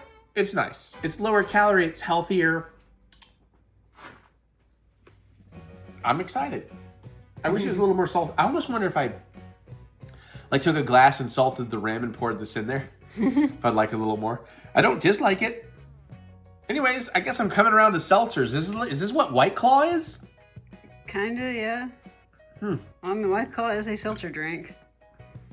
I've been living my whole life all this time, missing out on the opportunity to get white girl wasted. But at least I can go, woo! Cheers. Okay, so we've seen at least 2 movies as of filming this. We might be able to sneak in more reviews into this vlog, but I'm not promising it. We finally sat down, because it hit digital, and we finally watched Anaconda, the Jack Black, Paul Rudd version. Was really, really looking forward to it. Trailers looked really hilarious, had a lot of potential. I love movies about making movies and all that. And overall, it was pretty darn good. It was worth the watch. I wouldn't call it great. It wasn't as hilarious as I had hoped it would be. And I have a few issues with it, but for the most part, it was a good time. Yeah. I don't know that you want to pay theater prices. I don't know that you want to pay like the $25 purchase. But I would say once it hits streaming, if you have an interest, definitely check it out if you've got the service. Yeah. It's worth your time, maybe not worth a ton of money. I'd say the trailers did a service and a disservice at the same time. Well, especially, I'm not going to give it away, because there's one TV spot that ruins a really good surprise that would have blown my mind in the movie itself, but I'd already managed to see it in the TV trailer, so I was like, oh, that's good that you showed that. I feel like that was in the regular trailers, too. I don't think it was, but Yes, I don't know that I watched the final trailer. Maybe it was in the final trailer or something. Anyways, we don't want to talk about it, because she'll screw up and tell you what it is.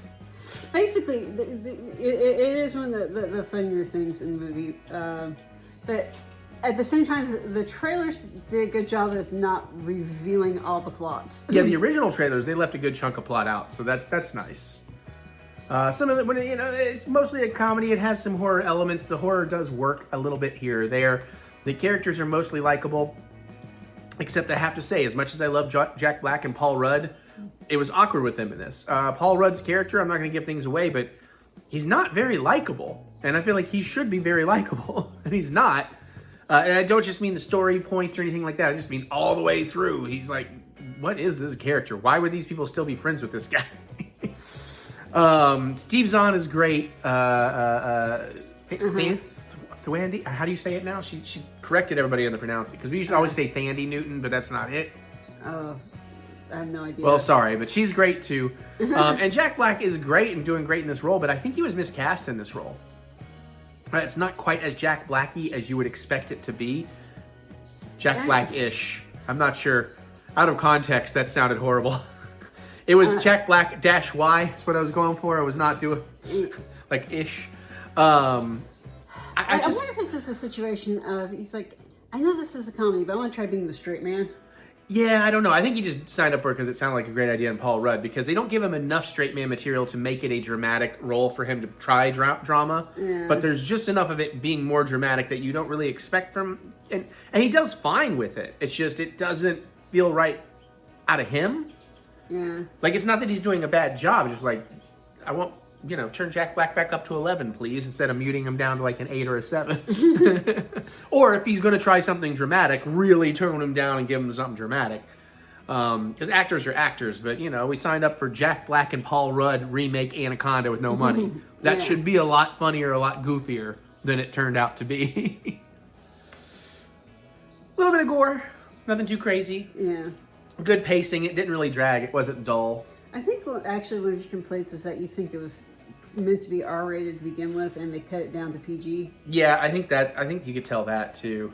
Not nearly as bad as that Playdate movie where they're clearly AI changing the mouth to change the words when they're clearly cursing and stuff.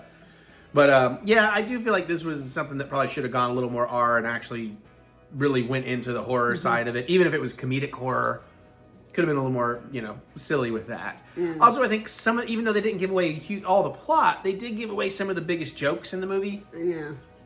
Particularly a thing with Jack Black that is very much in the trailers. So I'm going to tell you. Okay, that was the thing I thought you were talking about. That they think earlier. he's dead? Yes. No, I'm talking about. You can tell me after we're done. Yeah, I don't know how to.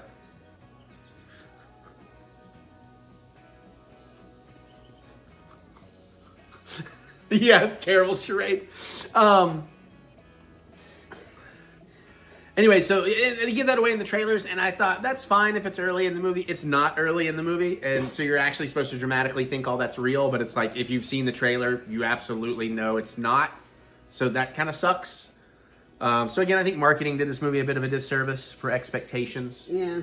But yeah, like I said, I mean, if it's streaming and you've got the service, totally worth your time and checking out if you're interested, but I don't know that I would put, at least Dad got to watch it and she and I got to watch it, so I feel like the $20 or whatever kind of spread out reasonably to be basic movie ticket prices. Would I watch it again?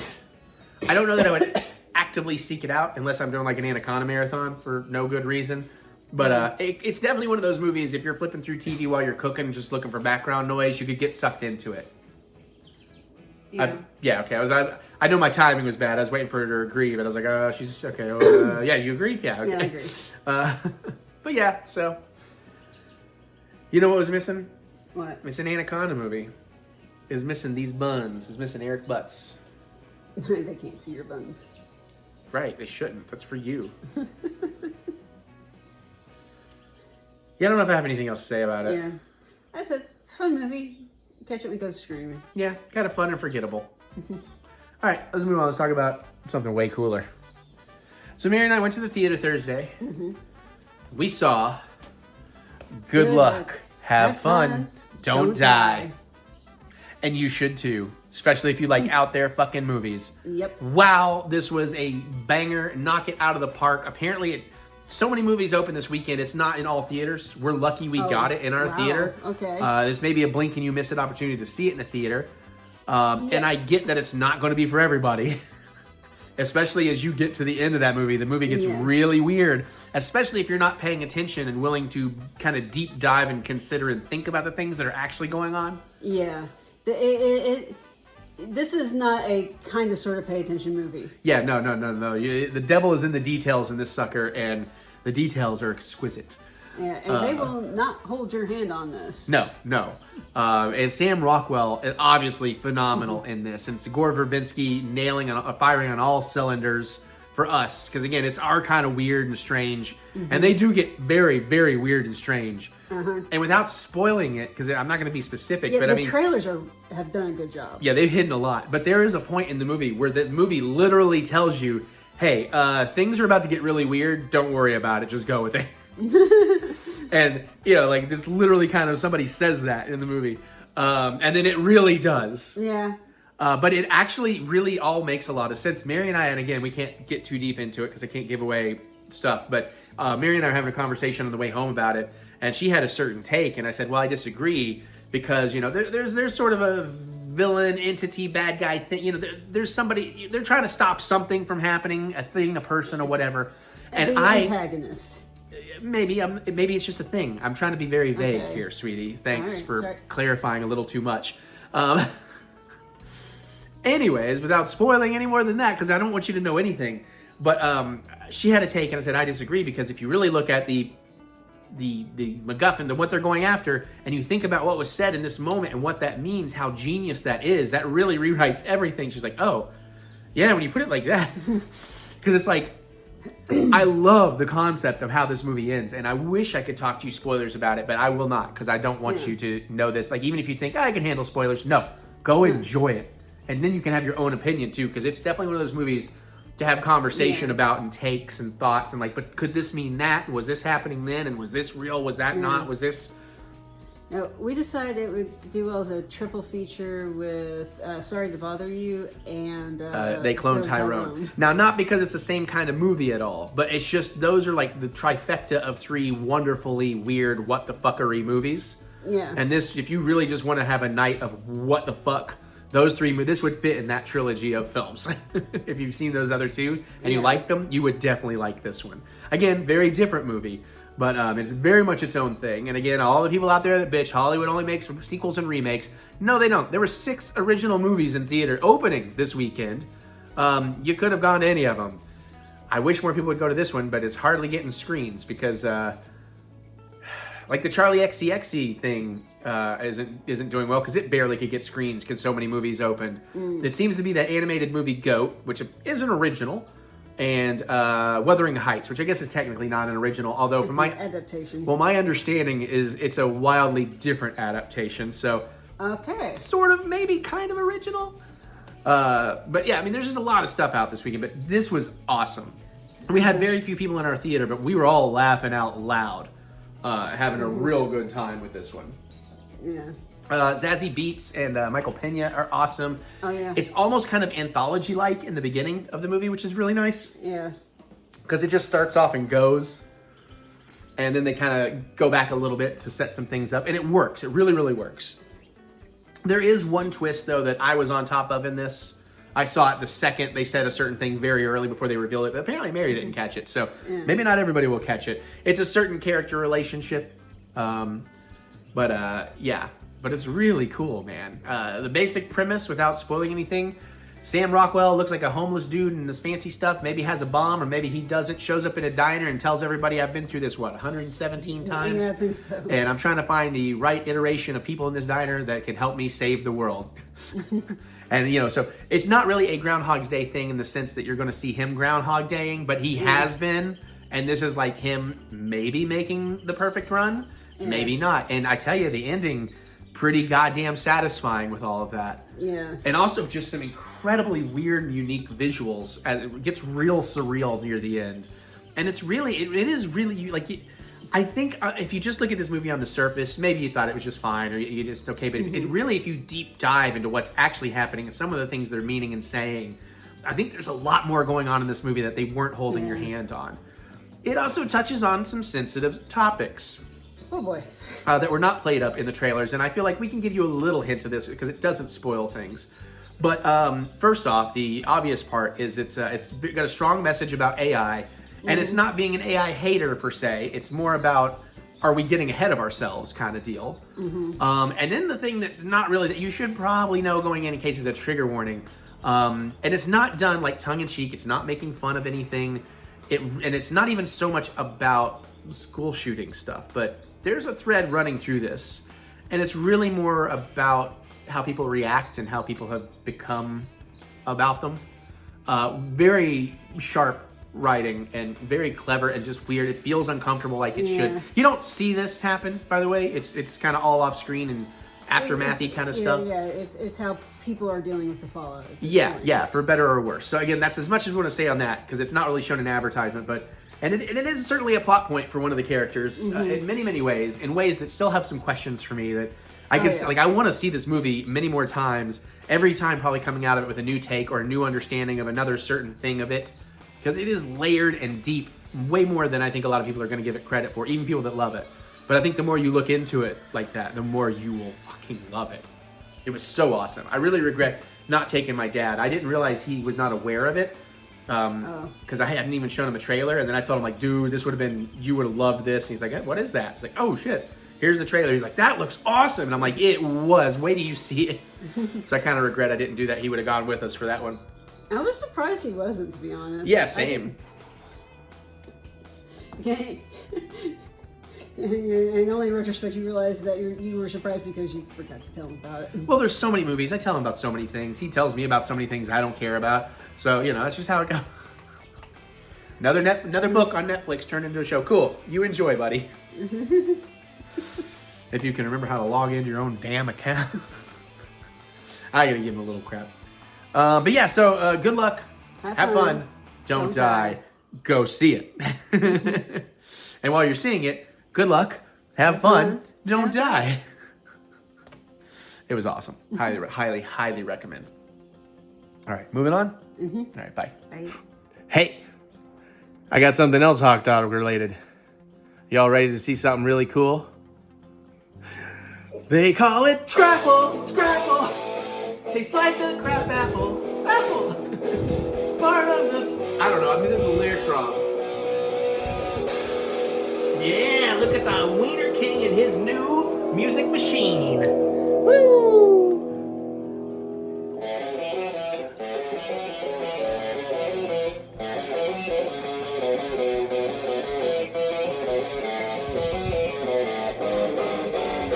Sorry. So yeah, I have never got a Kramer. This is a limited edition. It is exclusive to Sweetwater. They did have a mustard yellow one a little while back, but it's long gone and going for double on the market. But more appropriate that I get the ketchup that they're about to run out of. It's really nice. It's got a Floyd Rose tremolo, so like locking tuners and all that stuff, you know. And one thing I noticed that Kramer does is really nice is they actually have a spot for Allen wrenches to stay with the guitar. This makes it so much more convenient if I do actually need to tweak the tuning a little bit and unlock the nut and all that kind of stuff. Now I'm playing through a Boss Katana Go that I've rigged up instead of using headphones on this little thing. So this amp is coloring it slightly, but this thing is cool, man. There's a lot of cool things you can do with the Boss Katana Go. Let's see where am I not? Oh yeah. Ooh, there's a harmony mode.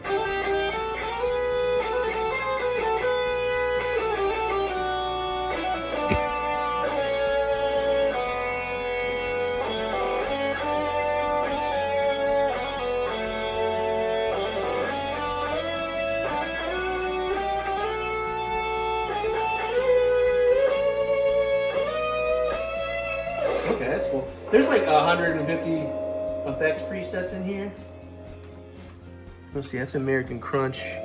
Oh, why did they? Oh, there's a slapback echo. That's what I was looking for. This is about as clean a tone as I can get out of this thing. You can obviously play through your headphones. This also uses Bluetooth to do a lot of controlling and everything, but also you can play your music through this Bluetooth. So if you're in headphones or even on this amp, I can just jam along to anything I want to play on Spotify. That was an awesome Christmas gift. But this guitar is the important baby, and you may notice the sweet ass strap that I got to go with it. You're a cool cat, I'm a hot dog. Hey, that might be onto something with that. They say you're a real cool cat, but I'm a hot dog. And when I see you walk by, it makes me... I don't know, my lyric... Some days I can just... Mary knows this. Some days I can just riff and freestyle and come up with some great stuff. Some days my brain is like, what rhymes with now? Ow. Brown cow? Chow.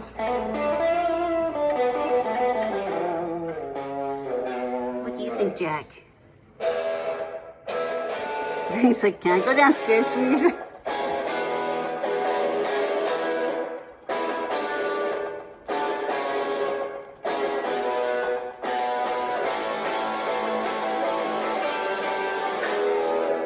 Oh, this is nice. Sweetwater does a pretty good job setting up, even though I didn't do the setup service. Let's see what else can we get in here? Ooh, what's chill trim. Yeah, that is pretty chill. You can also get remote controllers for this. Okay. Basic blues, phaser lead.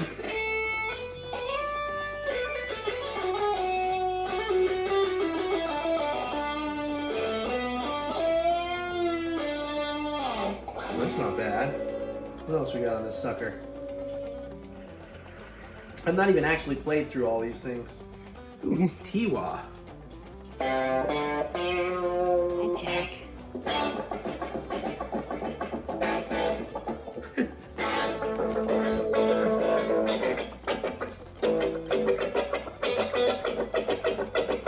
Let's make a porno. Wait, how did...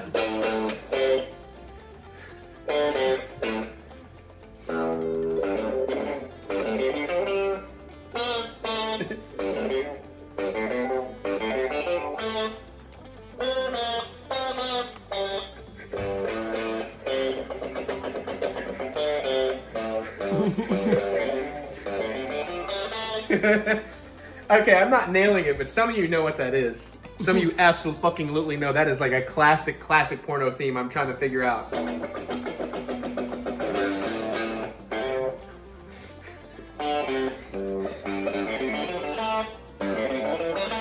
Is it the lady who's definitely not any relation to a certain snack maker? Yes, she is not related. Good on you.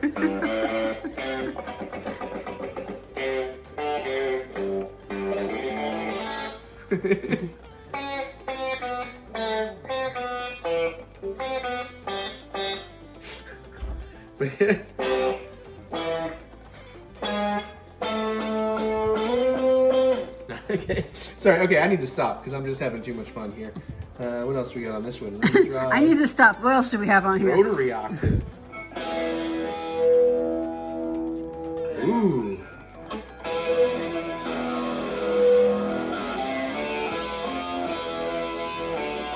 It's kind of Black Sabbathy. Who wants one? Yeah. Oh, wait. How's it? I think I'm confusing two songs. Which one are you trying to play? Well, I was doing Paranoid, but then keep going to Bread Fan.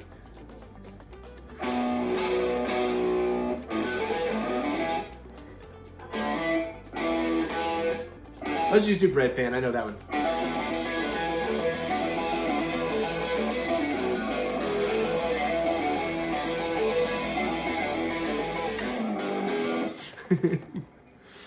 But how does Paranoid go? But the opening riff, though, like the famous riff. I know how the song goes.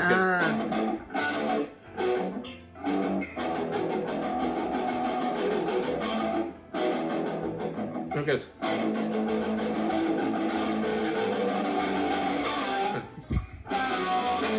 Yeah, I mean, that's it. Yeah, I can't think of how it starts. Which is without the wah, but it's like. Brown, brown, brown, bo-do-do-do, bo-do-do-do.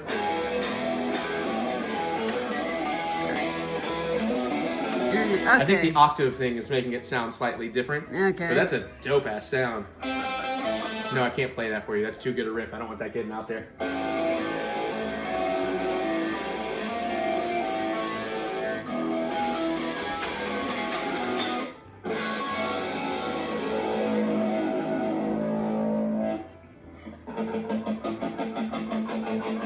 Oh.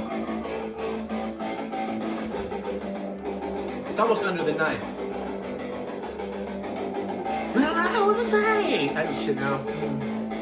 I just don't know songs. You know what song I do know? Here, let's find a good tone and I'll stop because we do have stuff to do. You're at 8 minutes. But I'm having. Oh. Yeah, that works.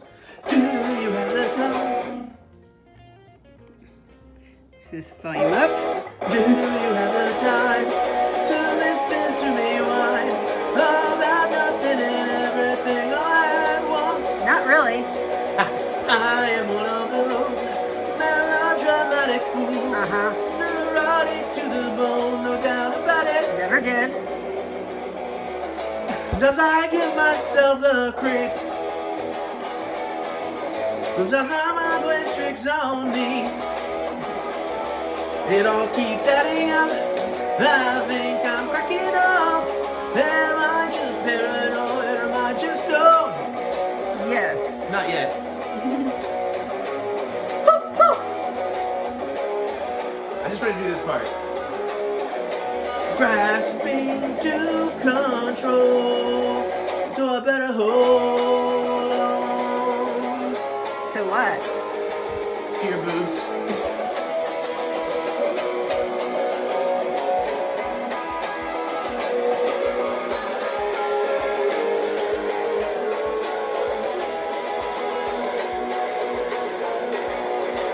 Sometimes I give myself the creeps. Sometimes my mind plays tricks on me. It all keeps adding up. I think I'm cracking up. Am I just paranoid or am I just stoned? Woo!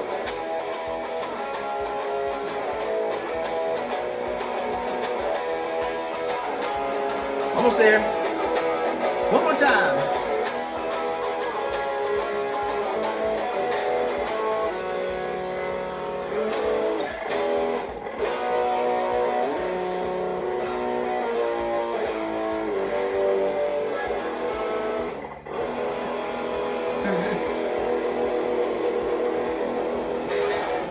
That's very fuzzy because I'm distorting on top of distortion. I just realized that you don't have a whammy bar on there. I don't have it plugged in.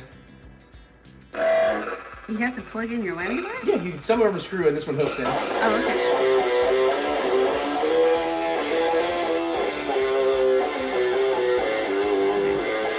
okay. FYI, you're at the 10-minute mark. That's fine. Okay. I'm having fun. I don't care anymore. All right. But I love my hot dog guitar. And my first Kramer. It's really nice. And I got it for like $200 off, so.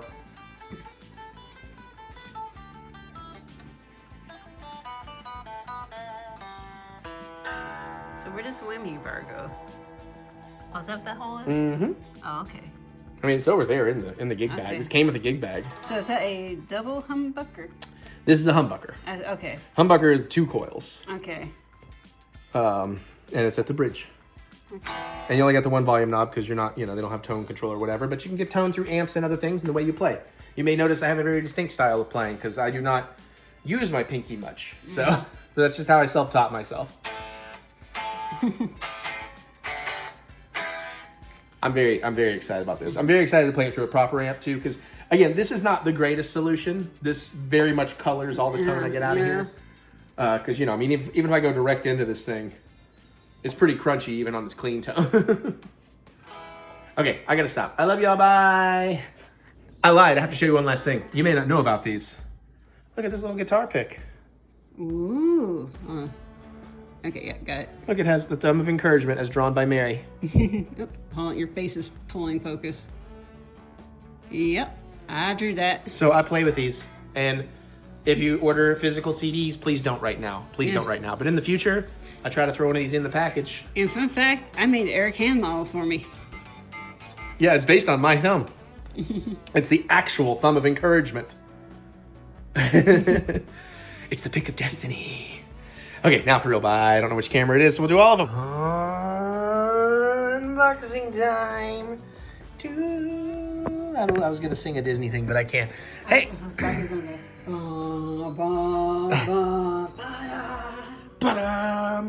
So I have eyeballed picking this thing up ever since our honeymoon. Now, on our honeymoon, we were there at the 50th anniversary. They had a version that had some 50th anniversary decoration, or maybe the characters were in this 50th anniversary attire. I did finally go ahead and order this from Disney because I got a big deal on it. You know, it's like 125 bucks. I got it for 75. And the reason I finally pulled the trigger is this has the current anniversary paint scheme with like the gray, the blue, and the pink. Mm-hmm. They are changing this currently. They're going back to a classic Cinderella colors. So I imagine they're going to stop selling this version. So I thought it's now or never. And I just wanted it as a cool display piece, even though it is a little bit of a play set. It has some color changing lights.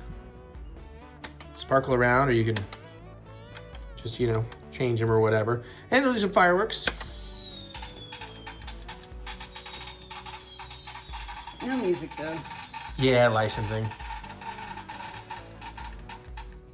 And I know, like Mary, when I first said that to her, it's like, but Disney owns it. It's like, yeah, but they'd still have to pay the musicians and ASCAP and all that kind of stuff. So this does open up. I don't think it's going to be very exciting unless you're a very young child, but I definitely did want it. They also do make the Disneyland Snow White Castle, but you can kind of see it does some stuff. It's got teacups and a little monorail, a little slide. It makes some accessories with like Chip and Dale or something on Dumbo, or maybe it's Daisy and Donald on Dumbo or something. And then maybe somebody's on a carousel, I think. And, you know, so I thought this is actually pretty cool. I just wanted this as a display piece going to my office. Now, this tear on the box, I did that. It was on its back in the box, and I went to grab it like this and went, it's like, oh, let's not pick it up that way. Yeah, I asked if it was that heavy, or he says it was wedged in the box. Yeah, it was just kind of the way it was wedged, because it's not very heavy at all. I mean, there's some heft to it, but... Would you mind taking over while we kind of do the unboxing bit here? All right. Did you hit the button? No, we're still recording. Fair enough. All right. How would you actually go about this if you were going to open it normally? It looks like here, or maybe to the side here. I think the answer to that is actually might actually be yes. Well, let's see about sliding out the side here Let's get first. the little Robin or whatever from Mickey's Railroad. Where do you see that? Right in the center here. I'm not looking at your... Oh, a picture on the... Yeah, okay, sorry. I thought you meant on the toy itself. I was like, wait, what? All right, let's see if going in from the side is the play. Oh, I guess it's taped on the bottom here too. Yeah. Careful. Okay, I don't think that's the play. Let's try up here. Whoops. It's unavoidable. I guess, yeah, this would probably have been the move. And then you would slide this out. Oh, careful, you got something kind of hanging on the back here. Oh, that's the teacups. Thank you, though. What? Okay. It's caught on the side there. And then we got our figures here. I guess we can go ahead and get them out so we can get them out of the way. Yeah, looks like the rubber. Yeah, do I want to go in through the back, or am I just going to work it from the front? I would work it from the front. Yeah, they sure make these children's toys not accessible to children. I also don't love that they now have the open packaging. The last versions were window boxed, you know? Like, these are going to sit on their shelves and get dusty. And kids can touch them, and all kinds. Well, adults can touch them too. Sorry, Minnie, I'll be very careful. Wait, I didn't finish yet. Oh, Jesus. Wait, I'm not finished either. Oh, boy. All right, Mickey, and... Oh, sorry, you're not having children. Thank the maker. We'll take a look at all this stuff close up a little later. Let's just... Oh, that stuff's, like, actually glued to the back. It's not... Okay. Well, that's easy. We'll set this in the floor for now. see. We just pull this like this. It is attached to the bottom. Okay. How is it attached to the bottom? I don't know. So we're gonna open up the bottom and find out. This also looks weirdly retaped. The bottom tape doesn't. Yeah. Like some extra packing tape or something. Right.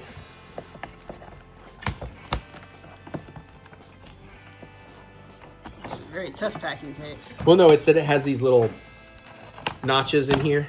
It's actually like Scotch tape. It was super easy, but I had to find the grooves. Jesus. Just like this. Like, it's taped in two different... We have battery information taped in a plastic bag on the bottom. Oh, yeah. God, this is annoyingly packaged. So, what do we got going on over It's here? like taped onto these things. These little Mickey things? Yeah. What on earth? I don't know. Give me some space. Make some room. You want me to take a look-see at it? No, I'm gonna get it out from the bottom. Will it slide? Maybe. Is it still connected somewhere? What the hell, man? I think not. it is. No, it's not. It's just... Yeah. It's clearly connected to something.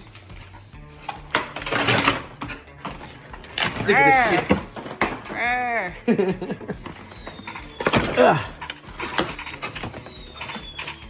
Okay, it's... Those ears at the bottom are definitely holding it on somehow. Good thing I wasn't wanting to keep the box. I just now noticed that there was a handle on the side. There's a what? There was a handle on the side. Oh, yeah, for carrying it around, yeah. Yeah. All right, at least now we can kind of see better what the hell we're working with here. How are those even... Hold on, there is a thing that says open. Yeah, I think I can't they read twist. it very well. Ah.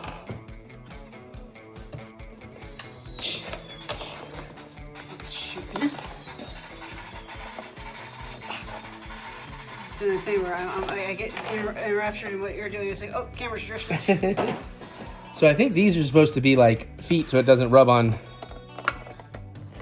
I don't think so. Yeah? Because they're not completely flat. I bet you it slides around. I bet you those are supposed to... It doesn't slide easy, but... Try putting those back on, but I don't think they're going to do what you think they do. It'll be weirdly wobbly. But will it fall down? Yeah, you're right. They won't lock back in position, so... Okay. Well, we know we got a piece of plastic there, you know, rubber band here. I'm cutting the tape. Look, I'm Roy Disney. Those doors will pop in. Close them. Okay.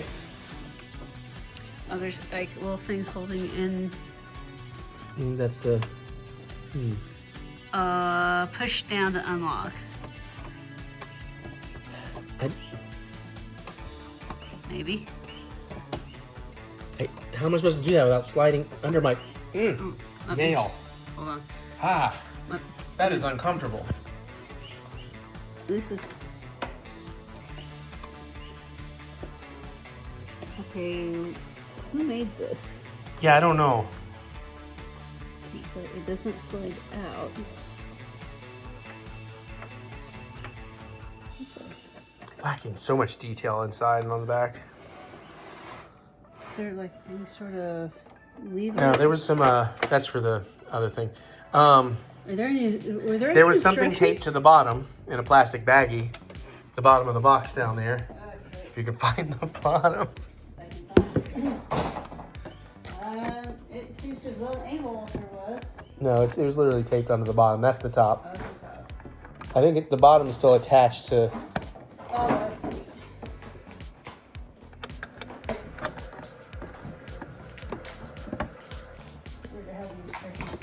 Outside. Yeah, that's why I assumed it was just battery information. Oh, we got another thing to cut off here too. Yeah, Here, I'll hold that for a second while you do Careful, that. don't push the button because your fingers are like right on the button.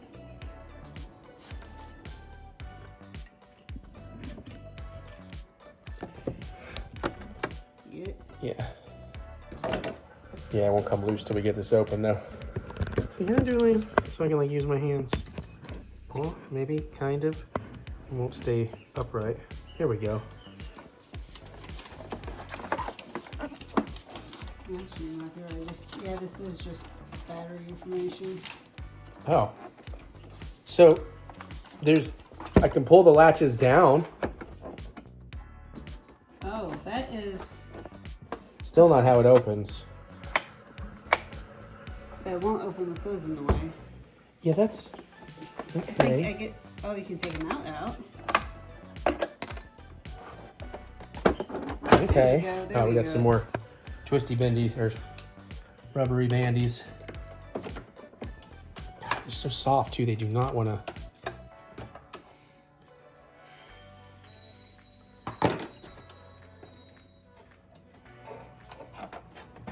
Okay, so that's on the monorail. Monorail. Okay. And then you can slide that thing. Yeah. I really wish it had more detail. Yeah, it is surprisingly flat in the back here. Okay.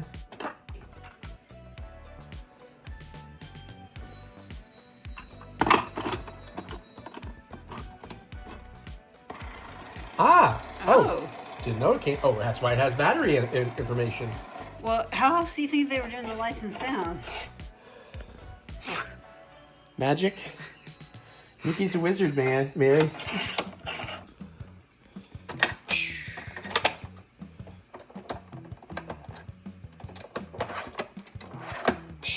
Minnie can do the pop-up, the Taylor Swift pop-up. I do wish there was a little more detail, like decals or something back here, because it looks... Yeah, or at least, masonry looking. Something, yeah, because it looks pretty empty from the back. I mean, I knew that when I was buying it, but... so you got a little Mickey. They do have a little articulation. Oh, that's cool, I guess. You can't move arms individually. Can't move legs individually. Well, you can. They're just kind of together. He does have a foot peg, though. I sure like getting pegged on the monorail. Minnie's like up here. Like, yeah, baby. Her skirt is rubber, by the way. Like a soft rubber. Oh, interesting. That is interesting. So she has a foot peg. I like getting pegged. It's okay. I'm not even going to try that. I'm just going to... And Goofy...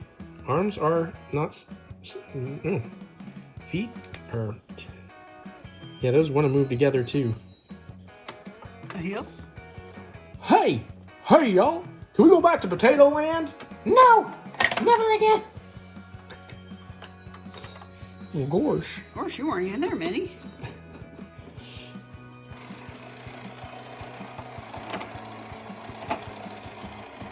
I mean, honest, I know this is like a children's toy. Like I said, I mostly got it because I wanted it for display. This is not something I'm going to pull out and play with. It's not bad. They could definitely make a way cooler version. Yeah. And then here's a question. Can that store in there? Oh, good. That can store in there. So that's helpful.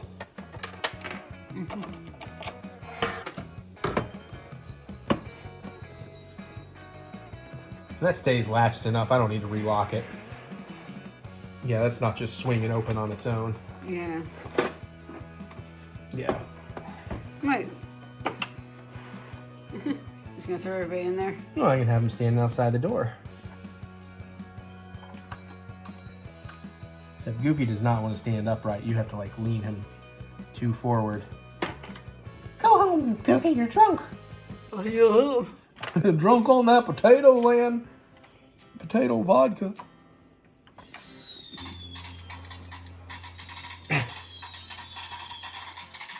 It's kind of cool. I do like it from the front.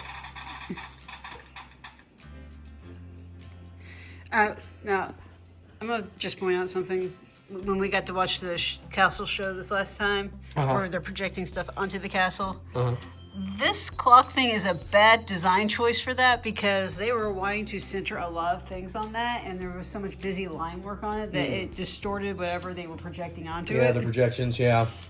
Now, I was just thinking, if you were into that kind of thing, you could probably digitally map this and create your own home projections. I could see somebody out there probably doing that. And it would probably hold the projections better because there is less detail. Yeah. See, now that would be the attachment. They should have like a little thing that you can hook it in so it'd be set up immediately. And like $100 or something. Here's like a digital projector that you would attach to it and it would line up just right. You can hit a button and it'll do projection shows on there. Oh, that'd be... And if it was USB, so you could like just buy and download future ones. Yeah. Disney, I got money making ideas. Also give us Kessel Sabak and give us the shift tokens, the metal shift tokens as blind box items, and we will give you a lot more money. Because people like me is dumb. Alright, anyways, that's our Disney unboxing. I thought it'd be appropriate to go out on the castle. I didn't have any more lightsabers. So, oh man, I just remembered. Are you actually out of lightsabers for real? Yeah, we don't have anything we haven't opened. Oh my god. Yeah. Because some of those you've been saying out for years. I know, but we got them all. Hell, we were at Disney, and I'll spoil it, but I was in Doc Ondar's. I'm like, got it. The only thing I don't have are like the Ahsoka doubles, the original Luke and the original Vader and the original Obi-Wan. But everything else they currently have available in Doc Ondar's, I have. There are 2 online I still don't have. I never got around to buying Plo Koon, and I never got around to buying Darth Sidious. I thought you did get Plo Koon. 3, because I don't have Kane and Jarrus yet. No, I've toyed with it. It's been in my cart and out of my cart a few times, but I have not actually bought that. I guess when you finally did that. Nope, you might be thinking Coyote Mundi. But maybe. And at one point they had Lumara Unduli, but I missed it. And you don't have the Ahsoka ones? No, I never bought any of the Ahsoka ones. I could have sworn you got... Yeah, okay. I've got the Sabine one that was given to her from Ezra. Anyways, there you go. That's our Disney thing. Now you're going to watch a crap ton of Disney pins get unboxed. Maybe. No, because remember we filmed like... Oh, yeah, you did. Before we left, we filmed all of them. We had a lot more. Oh, yeah. So I was just leaving them. So you get like maybe 5 sessions of pin unboxings here. So enjoy. Oh, bye. Disney pins. We have a huge stock of Disney pins. We need to open them all before we go on our Disney trip in a few days. These videos may come out way after that trip. I have no idea. But today we're here for like our 6th, 7th, 8th maybe round of Magical Chefs. Now this one we have almost the entire series. Except for... Yeah. So this is our mark-off. So yeah, Donald and Stitch is what we're looking for. But we have plenty of the rest of these. We've bought a lot of these. Because, you know, I'm a magical chef. Sometimes he wants a thick and Stitch. Sometimes I'm a little teapot. I also want Donald. Donald has the coolest food. He's actually flapping jacks. Crikey. He has the most recognizable food of anybody in this whole series, I think. I think some of the other foods are kind of recognizable, but they're mostly all questionable. Stitch has PB&J. Shoot. I think Kronk has a pie. Anyways. And then Tiana has her beignets. Okay, beignets, yeah. Ooh, they have this new, like, caramel beignet or something, or banana with banana slices. It'll be 170 by the time we get back. Yeah, because we're having a lot of food while you're gone. A lot of good food. Okay, and then we just can't eat after that. Well, I'll be very close to my retirement. It's going to be so much easier for me to actually get on a regimented eating plan. Damn, she just threw that across the floor. It must be a duplicate. It's a Kronk. At least we have not gotten that many Kronks. I feel like we get a ton of Mickeys and the Country Bear. I feel like that's the 2 we mostly get a crap ton of. Yeah, I have to say, Kronk is one of my favorite sidekicks, probably. I felt something sticky down there. I did not. All right, let's see who I can get. We've done 1 unboxing so far, and I had terrible luck, while Mary had pretty good luck. Let's see what's next. Again, this is a good one. It's just, you know, we've gotten plenty, but not as many as the others. So, all right. It is harder, of course, that we're only looking for 2. Yep. Let's see, can I know, I was like, begin to guess? These are too difficult to like feel the edges and try to guess upon what we're looking for here. No, I would can't think be that lucky. Donald would be about the only one you could figure out, I think. Stitch, maybe. Maybe.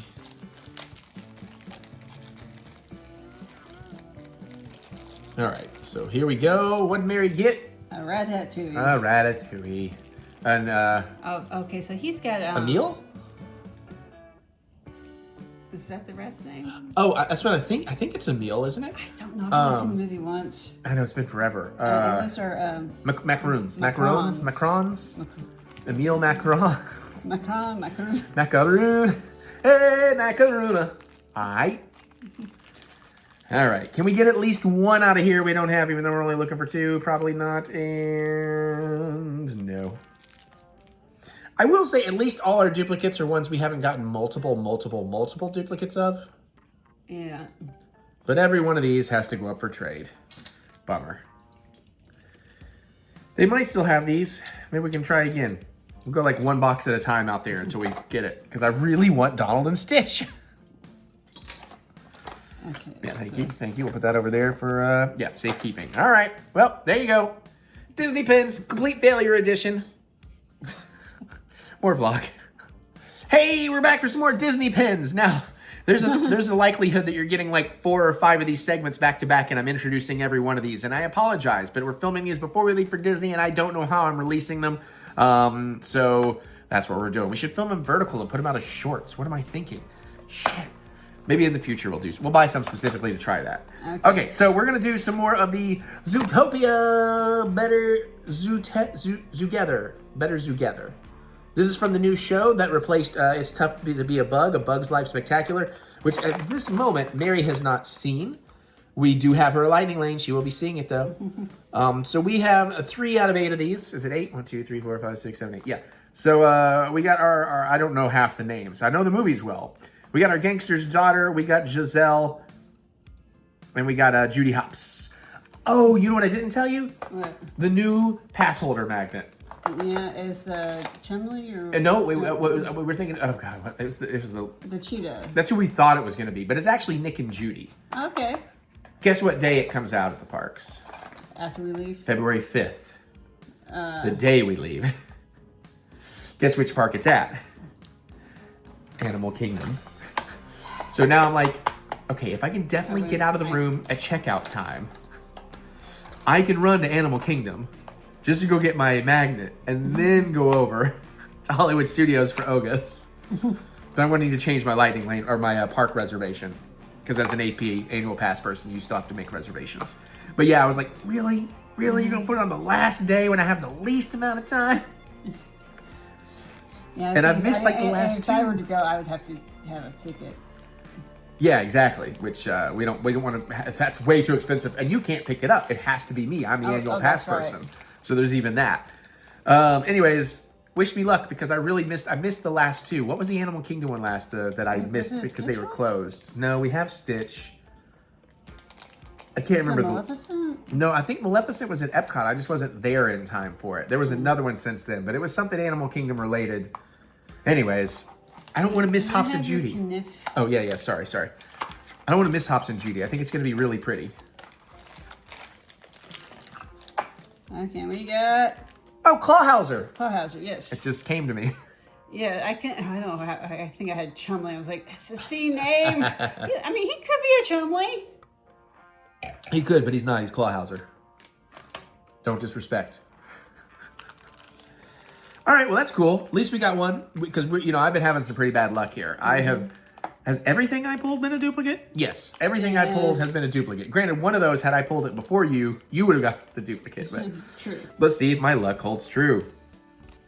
I'm just gonna let Mary open all these. I don't think that's going to change the outcome. I got another Judy. Yes, it's Schrodinger. It's physics. It's quantum. It's quantum unboxing, Mary. Until it is observed, anything is possible. All right, well, got us a nice Judy to trade. That'll go nice at Animal Kingdom day 1. See. Oh, we got a not Blitz. I need to see it to tell you who it is. Oh, Flash. Okay, Oh, he's really cool. Ruler of the universe, I have the power. Wait, wrong. Okay, that one's really nice. I didn't know how nice that was. On the box, it doesn't look that cool. But that looks way cooler in real life. So I'm excited to have that. So you got me a Clawhauser and a Flash. So that puts us at least 5 of 8. Yeah. Does my luck continue? Let's find out. Hey, I got one I haven't gotten. Now this is a character I do not know the name, and we're not going to say anything about it. But this is the one that hosts the talent show. So he's basically a ride-only character? Yeah. Well, it's not a ride, but the show, yeah. Oh, yeah. okay. Yeah. Holding tongue. Hey, I got one I have not gotten. Maybe I broke the curse. We got 3, so that puts us like all the way there. We just have to buy more. I need Nick. We can't have Judy without Nick. Then what, we're missing Gazelle? Or why do I feel like we're missing? No, we're missing the tree. Oh, that's right. We had Gazelle. Okay, the tree. Yeah. The actual tree it's in, the tree of life. Okay, Okay. so we need Nick in the tree. Yeah, or at the very least, we need Nick. At the very least. Cool. Is that the... Yeah, that's about Mary, you're doing it I wrong. got ahead of things. Yeah, girl. Cool. All right. I really like this series of pin. I think the side box shows them looking pretty cool, but they look way cooler when you open them. So there you go. That's some Disney pins. I'm going to intro it again. If you're getting like a run of Disney pins, that's what's happening. We'll be back. More vlog. Hey, guess what? Disney pins. Say it with me. What? Disney pins. Again, I have to intro this because I don't know how I'm releasing all these. We have more pins than we have slots in vlogs to do them. So if you're getting a whole bunch of intros right in a row, I apologize. But we're here for our second round of these Star Wars ones. I don't know what this series is actually called. I guess the Resist series. So the first time out, we got pretty lucky. We did get 4 different ones. So we're only looking for 4 here today at this point. So we got C-3PO and R2-D2. We got Leia and we got Poe. We're looking for Finn, Chewie, Old Luke, and Resistance Pilot. And this is one where it's... Yeah, the tape's on the side. Oh, Jesus. I'm trying to find a gap to get your knife in. Do you need a man to find the hole? Which is funny because usually the men need a little help.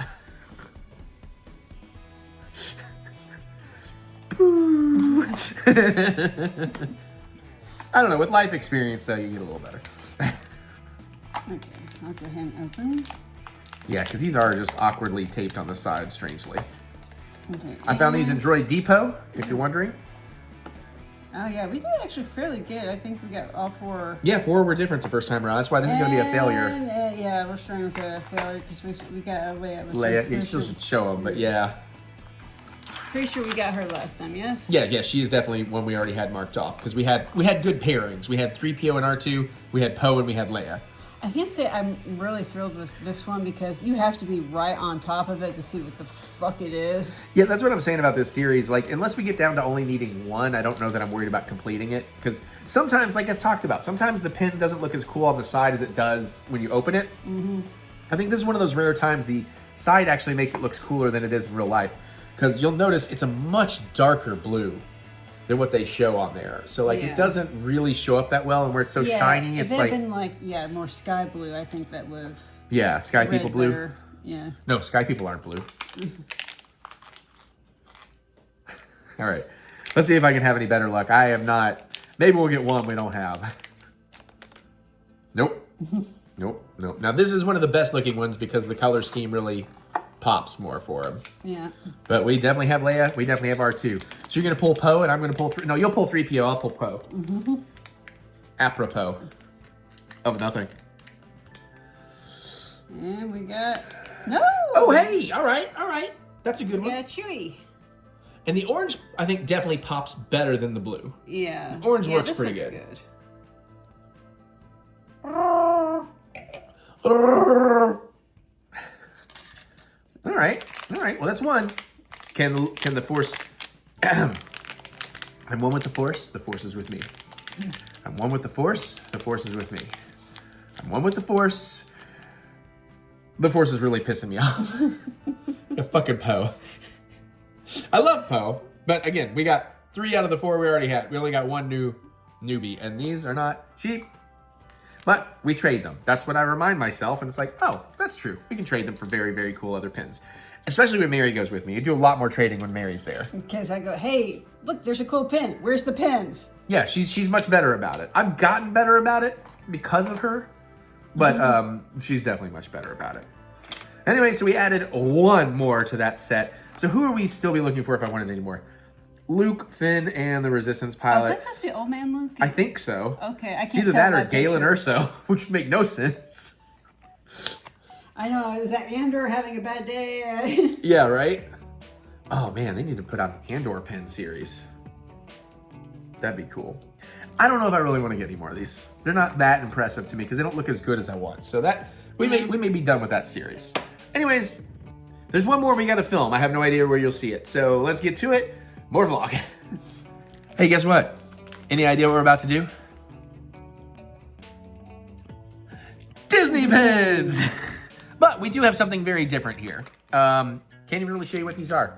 Mystery pouches. Jesus, you're not even going to be able to read They're that. so shiny. Hidden Disney mystery pouches. I thought this was something different than what apparently it is. Mary looked it up. Looks like they're all going to be castles. There are 2 pins in here. I don't think they're individually bagged. She's got 2, I've got 2. These are definitely castles. I thought they looked like the AP Magnet stuff. That's what I thought I was getting, but these actually might be pretty cool from what I glanced at on her phone. Okay. So I'm going to tear the bag. I'm just at least tear the bag, and that way you can kind of... They are individually bagged. Are they? Oh, they're blind. Okay. All right. So we have no... The only problem is we have no idea what we're looking for, what we want, what we should be hoping for. Yeah. Other than just maybe not duplicates. And I do think these are cheaper. They don't have the price printed. But I think these are generally cheaper than the IP box pins. Okay, let's see. Ugh. Oh, no, you're right. These are the pass holder ones. That's what I thought. So I don't think they're actually pass holder. They just remind me a lot of the pass holder magnets. So we got Gaston. Yeah. That one's pretty cool. No one. Trades like Gaston. Yeah, I think the lady's name was Mary, a very, very polite cast member who was working to register at Pop Century. I traded for one like this, not Gaston, I don't think. I hope like not. that one, though. Yeah, that one's really cool. And she kind of turned me on to these, so we might get some more of these moving forward. But let's see what else we've got. I mean, castles would have been cool, but I'm glad it's these because this is what I was expecting. Okay. And some of these are apparently chase and rare, so we may look into that before we finish this section of video. And this is the end of it. We don't have any more pins before we go on Disney, so you're good if we're at the end of something. But anyways, I got... Ooh! Okay. 25 years of pin trading, Mickey Mouse. This one feels like this might be a special.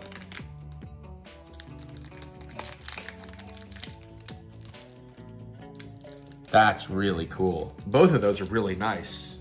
Okay, let's see. Now you got me curious. What's the packaging called again? Hidden Disney Mickey Mystery Pouch. Hidden Disney Mystery Pouch. Oh, there's a picture on eBay that'll show us everything. So hold on a second. Let's see. Does it show us everything? Oh, so there are different sets. Yeah, no, because that doesn't show Gaston in that run. Okay, let me The entire... Let me see if I can find one that actually... So Disneyland looks to have different stuff than Disney World. I don't know why it's all... I'm finding these images on eBay. Let's try it like this. Okay, let me find the one that has... Okay, here we go. This looks like us because there's the 25 Mickey and there's the Gaston. So there's also Mouser's Castle, pass holder, blue characters, and Donald Duck. Huh. And they are different sets. Like, so Gaston is from set 4. Mickey is from set 1. So it might be just like... Are they all mixed together? I think they're all mixed together. Because I bought these I bought these 2 packs at the same place. Because I got a Stitch, one of the blue characters. Yeah, they're definitely all mixed together. Well, that makes these way cooler. Yeah. And they're like cheaper. Nice.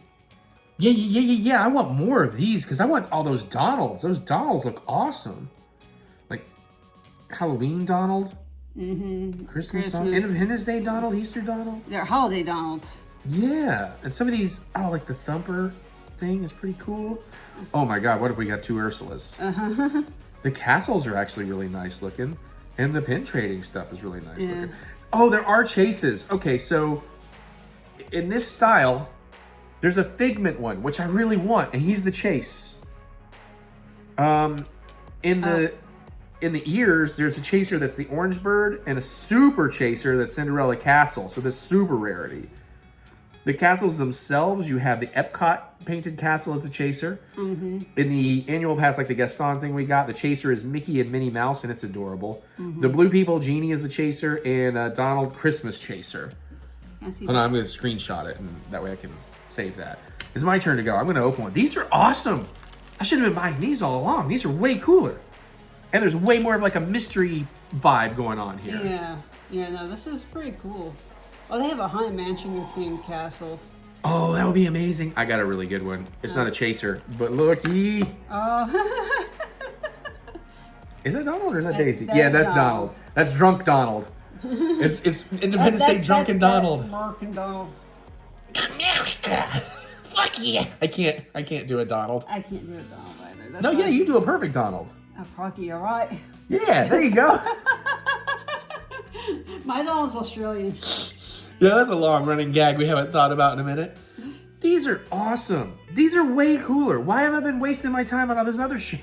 Yeah, no, I have to admit, this is much more interesting than a lot of the other sets. Yeah, we're buying more of these mystery pouch things. I wonder if they have... Unfortunately, these are all the 2025s, and it's 2026 now. So let's see if we can do... Because now I'm curious what the 2026 run is. Yeah, like, I just want to buy a bunch of these. All right, let's go down here. Instagram. Disneyland, Disney World. Okay, here's a look at the 2026. So we have ears again, with a Hatbox Ghost being the chaser. I don't know what you call these. Film anniversaries. Okay. With Tuk Tuk being the chaser. Those are okay. The castles. Disney. Oh, the contemporaries. So it's based on resorts, resort castles. That's okay. Cool. Actually, no, it's rides too. Ooh, Disney buses is one of them, with the chaser being Maleficent. Oh, that's cool. It is. Oh, and the cupcakes with the Figment chaser. That's nice. Oh, and it's all Chip and Dale's in costumes. Holiday. Yeah, holiday outfits. I don't know how well you can see this. It's pretty blurry even for us, but just dimmed on me right when... Oh, come on now. Dang it. Dang it, Bobby. Dang it, Bobby. I don't know how you can see that, but... Yeah. We're getting these, baby. We're getting these, and we're going to get some chasers. I love all four of these pins. If you want Gaston, you can keep Gaston. But Donald's mine. Oh, that's fine. Pin Trader's probably mine. Yeah. You can Stitch is mine. I have to wear a jacket. I might put these on a jacket. Okay, those are great. I just suddenly got really excited to go back to Disney just to buy these now. I'm more excited for that than lightsabers. All right. Well, you know what? We ended on a really good note with this pin run. It won't be the end of pins because, again, we're going to start doing some pin unboxings in the Disney vlogs is the plan. After whatever vlog this is in, there's one more, or no, I guess this is going in the last regular vlog. So if you want to see more pin unboxings, use the time codes in the Disney vlogs. If you don't want to watch the entire Disney vlog, you'll see, it'll be like Disney pin unboxing. Just click right on that. Okay, we're going to get out of here. We got to go watch a movie. Oh, Jesus. We're going to go watch a movie of some sort. And then I got to play at least 3 more hours probably of, okay, more vlog, bye. It would have been funny if we left the fart in. I'm going to let them decide who farted. Hey, welcome. It's the final cocktail. We're drinking together. And soon we'll have rum. We don't have any rum here.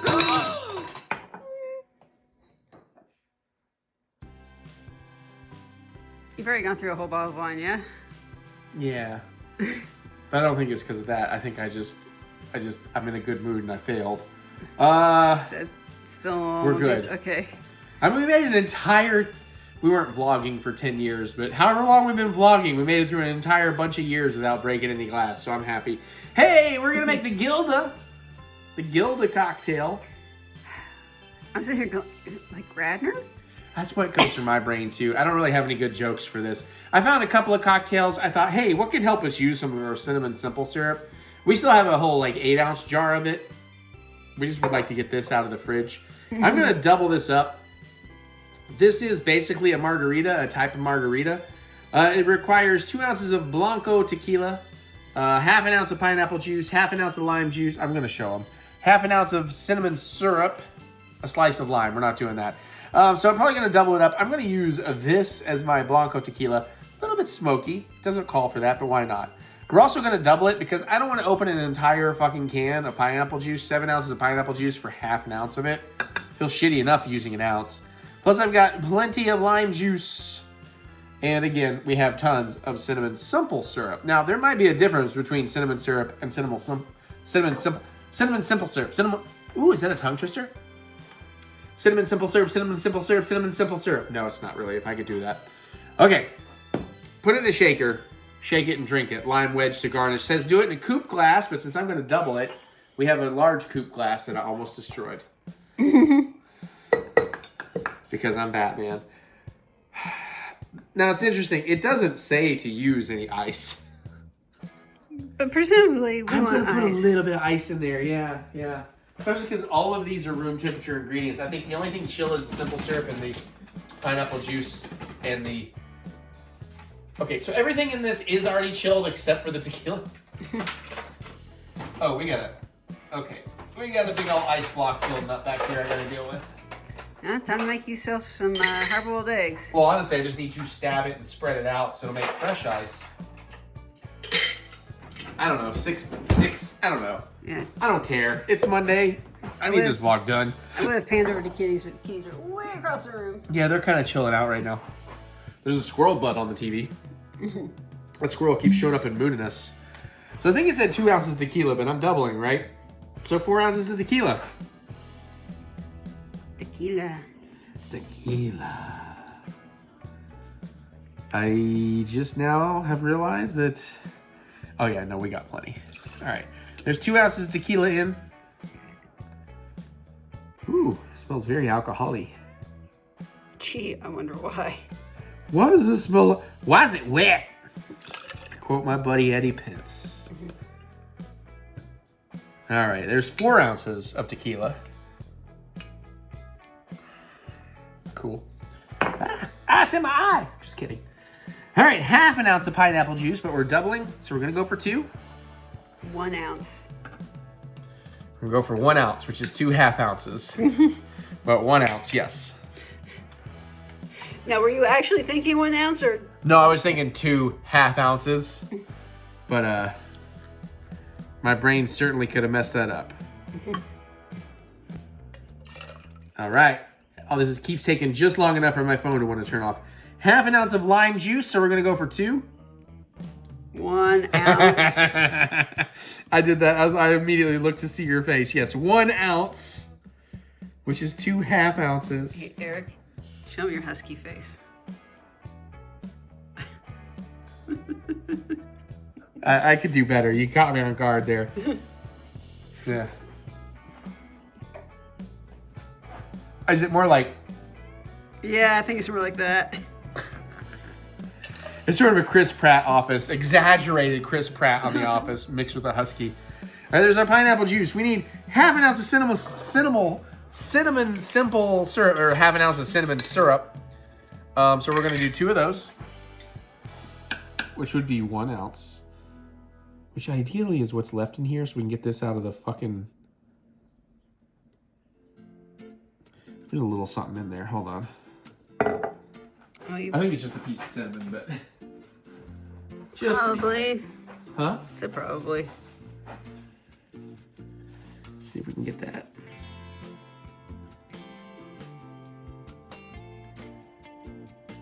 I think you got it. Nope, it's on the side here. Oh. It's further up the side. Oh, I see it. Yep, thank you. All right, we got it. I think you got it. Yep. And... You add some more in there after all that? I mean, we're right at an ounce, but honestly, we're trying to get rid of them. Well, at that point, we can just pour out that's what's not left. enough to save, so that's Yeah. fine. Boom. Bimsies. Bimsies.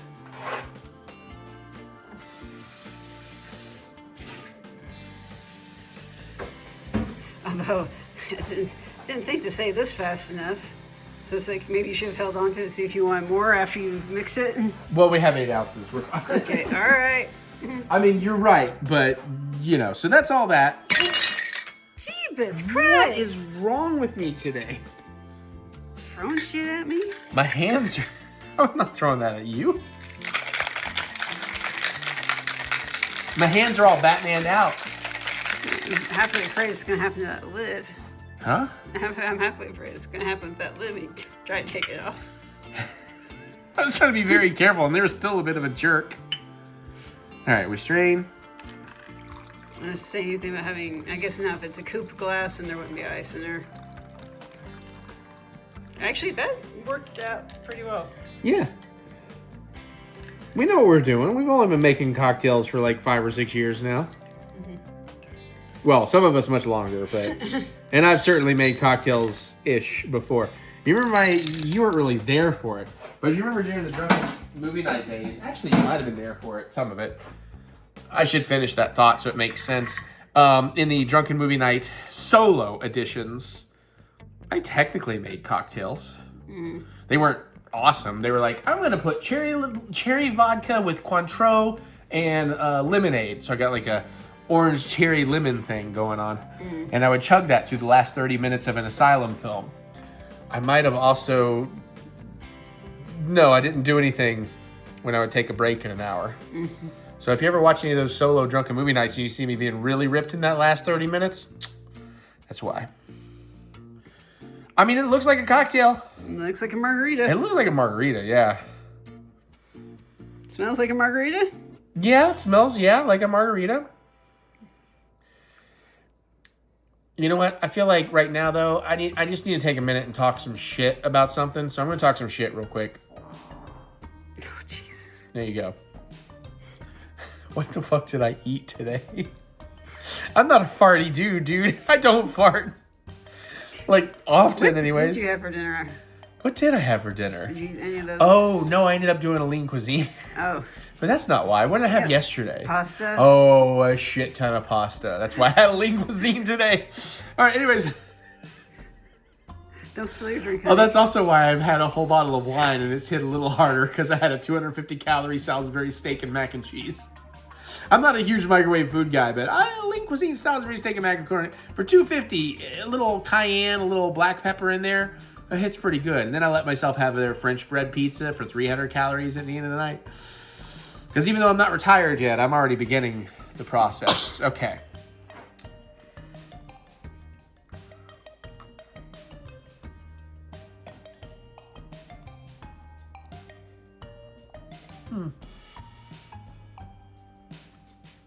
Interesting. Good, interesting. Yeah, it's not bad. There's nothing bad going on here. It's interesting. It is like a margarita, and there's like a little of the cinnamon on the back end, but I also don't have that kind of extra, almost sickly sweet of like the Cointreau or whatever, you know, kind of an orange liqueur. Yeah. Which I don't mind if I'm having a classic margarita. Oh, that's just interesting considering you just basically put sugar water in there. Well, I was going to say, too, it doesn't... I just realized I'm not really... Like, the pineapple, it's not super pineapple-y. I would have expected a little bit more of the pineapple forward.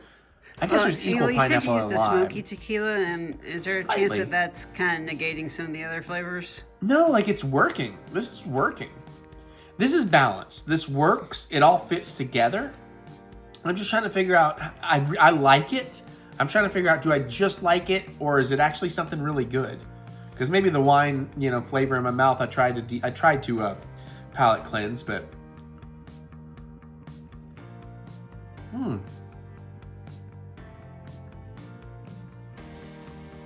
I almost wonder if you did this and garnished with like a cinnamon stick, so it got a little more cinnamony. But I think that's the thing with our cinnamon simple syrup. Even with ours, it was a little under cinnamoned. This is pretty tasty. Would you like to give that a shot? Yeah, sure. I mean, at least a taste or whatever. I don't know. Yeah. It's not Lent yet. I gave you warning. You gave me a day's warning. I gave you 2 days warning. 3 days warning, technically. Mardi Gras doesn't count. Mary uses Lent to diet. Just FYI. And I was like, we're having a picture of margaritas beforehand. See, she's having the same face. But she's like, well, you know, it's Wednesday. It's like, oh, you can't have a picture of margaritas between now and then, but... Trying to decide. Right? See? But, like, it's not bad. Immediately, it's like, it's not bad, but how good is it? Is, like, the decision, right? I think I would prefer this with non-smoky tequila because I Okay. definitely taste the smokiness. You get the in smoky, and that works for me, but I like smoky, so. that. Yeah, you do, and I don't. Okay, fair enough. Yeah, by the way, just not a sponsor or anything, but that's what I like about this is it is a Blanco tequila, but it does have a bit of a almost mezcal thing going on. Yeah. So is it just the smokiness turning you on? Like, do you get the pineapple? Do you get any cinnamon? I think I do get a little bit, but again, the smoke is the top note. Okay, and so I know you don't like smoke, so it'll be hard for you to talk through it, but would you agree that it does seem kind of balanced, though?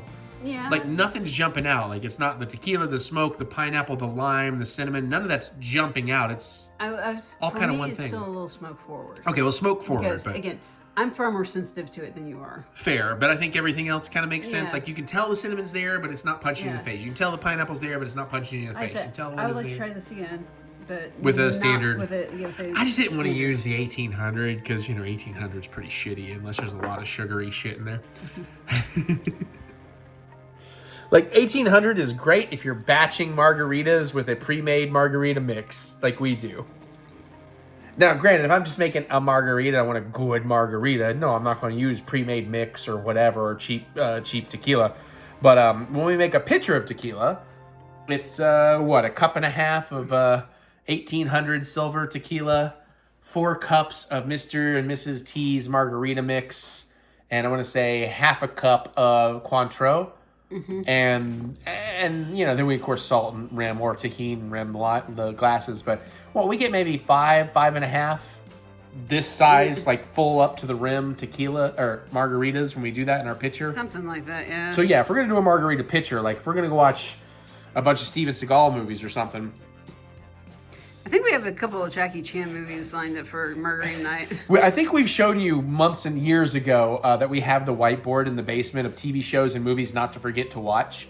And there was it was color coded by the markers, and we have a key that says, red is I'm going to get it wrong, but just to explain it to them. Red is TV, black is movies, blue is animation, green is anime, because we do separate anime and animation because subtitles make a difference in our choices.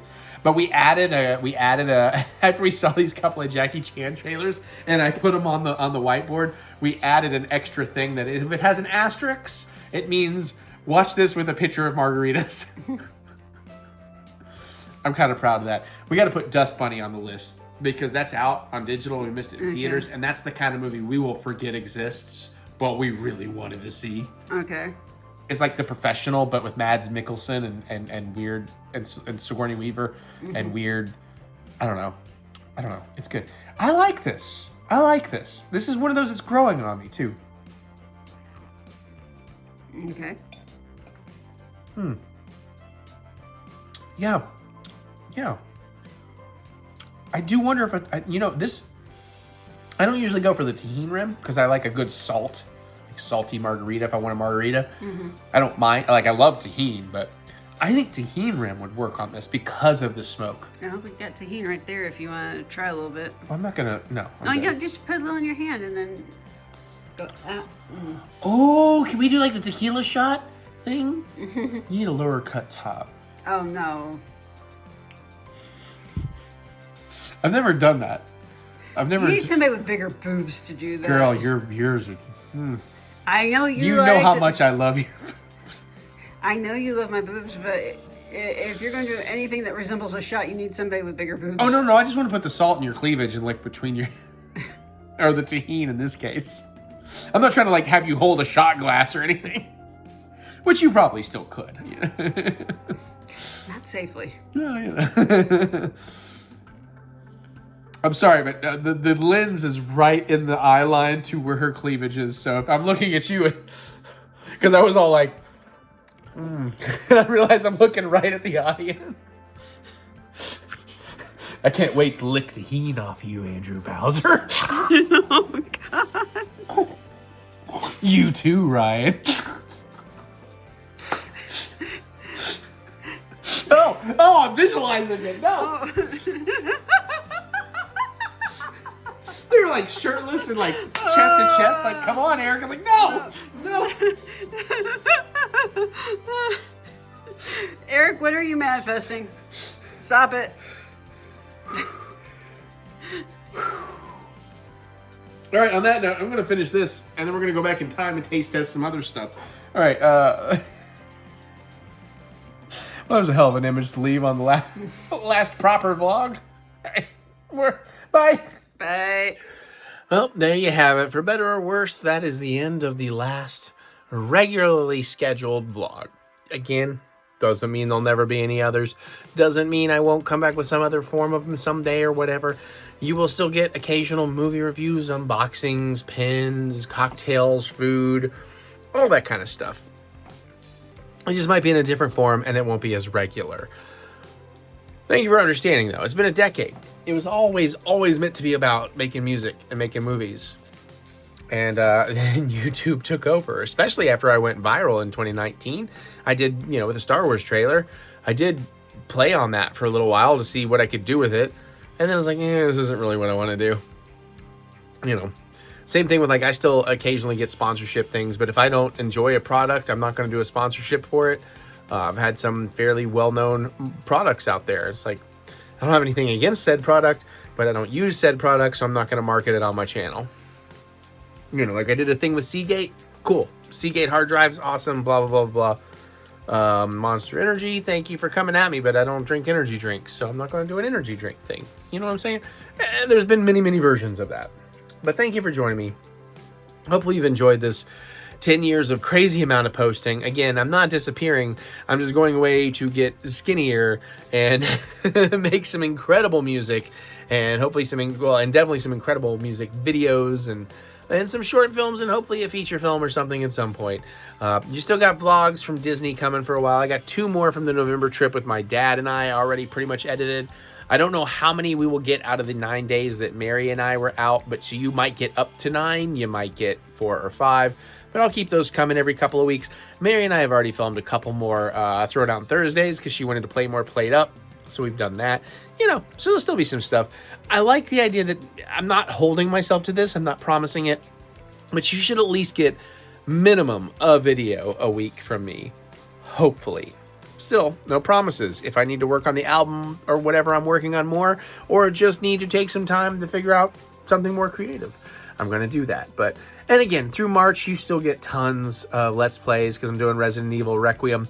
Plus, eventually I will start throwing out some of the 5, 6, 7 years ago membership Let's Plays, because my members are really cool and yeah, man, we had these to ourselves for so long. Because actually even one of my favorite members, most prolific members, has been around forever and constantly interacts, is very, I don't want to shout on my hair because I don't want to make anybody jealous or feel, but very cool. Hey, I wouldn't mind if you actually did put that one original Let's Play out, because that's kind of cool and people should see it. So anyways, thank you everybody. Other than that, though, comment below. Let me hear your thoughts. What's been your favorite vlog? My favorite dish you've made? Dishes you'd like to see me make? Should I make a hot dog cookbook? Probably. All that and more. Geek out with me in the comments. We'll be back. We'll do some more fun stuff for sure. And, I can't wait to hear what you have to say. Other than that, and click the thumbs up button. Give me the good old thumb of encouragement, as I do love to be encouraged. And remember that we will get through this. We will get through this together. I feel like I perfectly landed a sponsorship that is a sponsorship I would actually do, because I am a fan of their products. I just ate some of their yummy gummies. But that was unintentional. It is not sponsored, I swear. I've been here for 10 years. If you've been around long enough, I do not bullshit you. Okay. If I do bullshit you, I do it with a smirk and then tell you, haha, I just fucking bullshitting you. But other than that, I don't. I keep it real. Keep it 100. Oh my god, I'm too old for that shit. All right. Comment, click thumbs up button. Give me. We already did the Weeble Get. Okay. Check out my music. Anywhere you listen to music, get excited. There's more stuff coming. I'm really excited. Keep writing. I keep writing. Y'all saw my new hot dog guitar. I'm super stoked. Kramers are pretty nice. I wouldn't mind another Kramer at some point. Apparently, by the way, on that hot dog guitar, the ketchup, they only made 100. The mustard, they made 75. So that explains why the mustard is going for twice as much on the used market than it was new. I don't necessarily intend to ever resell guitars or anything, but it's nice to know that they do tend to go up in value if worse comes to worse. Although the worst that would come to worst that would cause me to want to sell my guitars most likely means it would be a situation where nobody is buying guitars, so wouldn't actually help me. Anyways, On that lovely note, video games still for now, food cooking for now, I guess. I don't know. And filmmaking, all that more you can follow right here. Go to TheEricButts.com for all your funky butts fun. There's more with links in the description below. Just click the see more button to see more butts. I gotta get out of here. I gotta finish this vlog. A couple of video games. I'm getting so close to having everything done that's required. It's weird. I think by the end of this week that I'm filming this, by like February 19th, February 20th, I will technically have all my YouTube done. Except for Requiem. And probably like a goodbye new, a channel video or something. Like, hey, I'm out a full time, blah, blah. Here's what we're doing. Okay. All right, everybody. Thank you. Thank you for sticking with me so long. I love y'all. I'll see y'all later.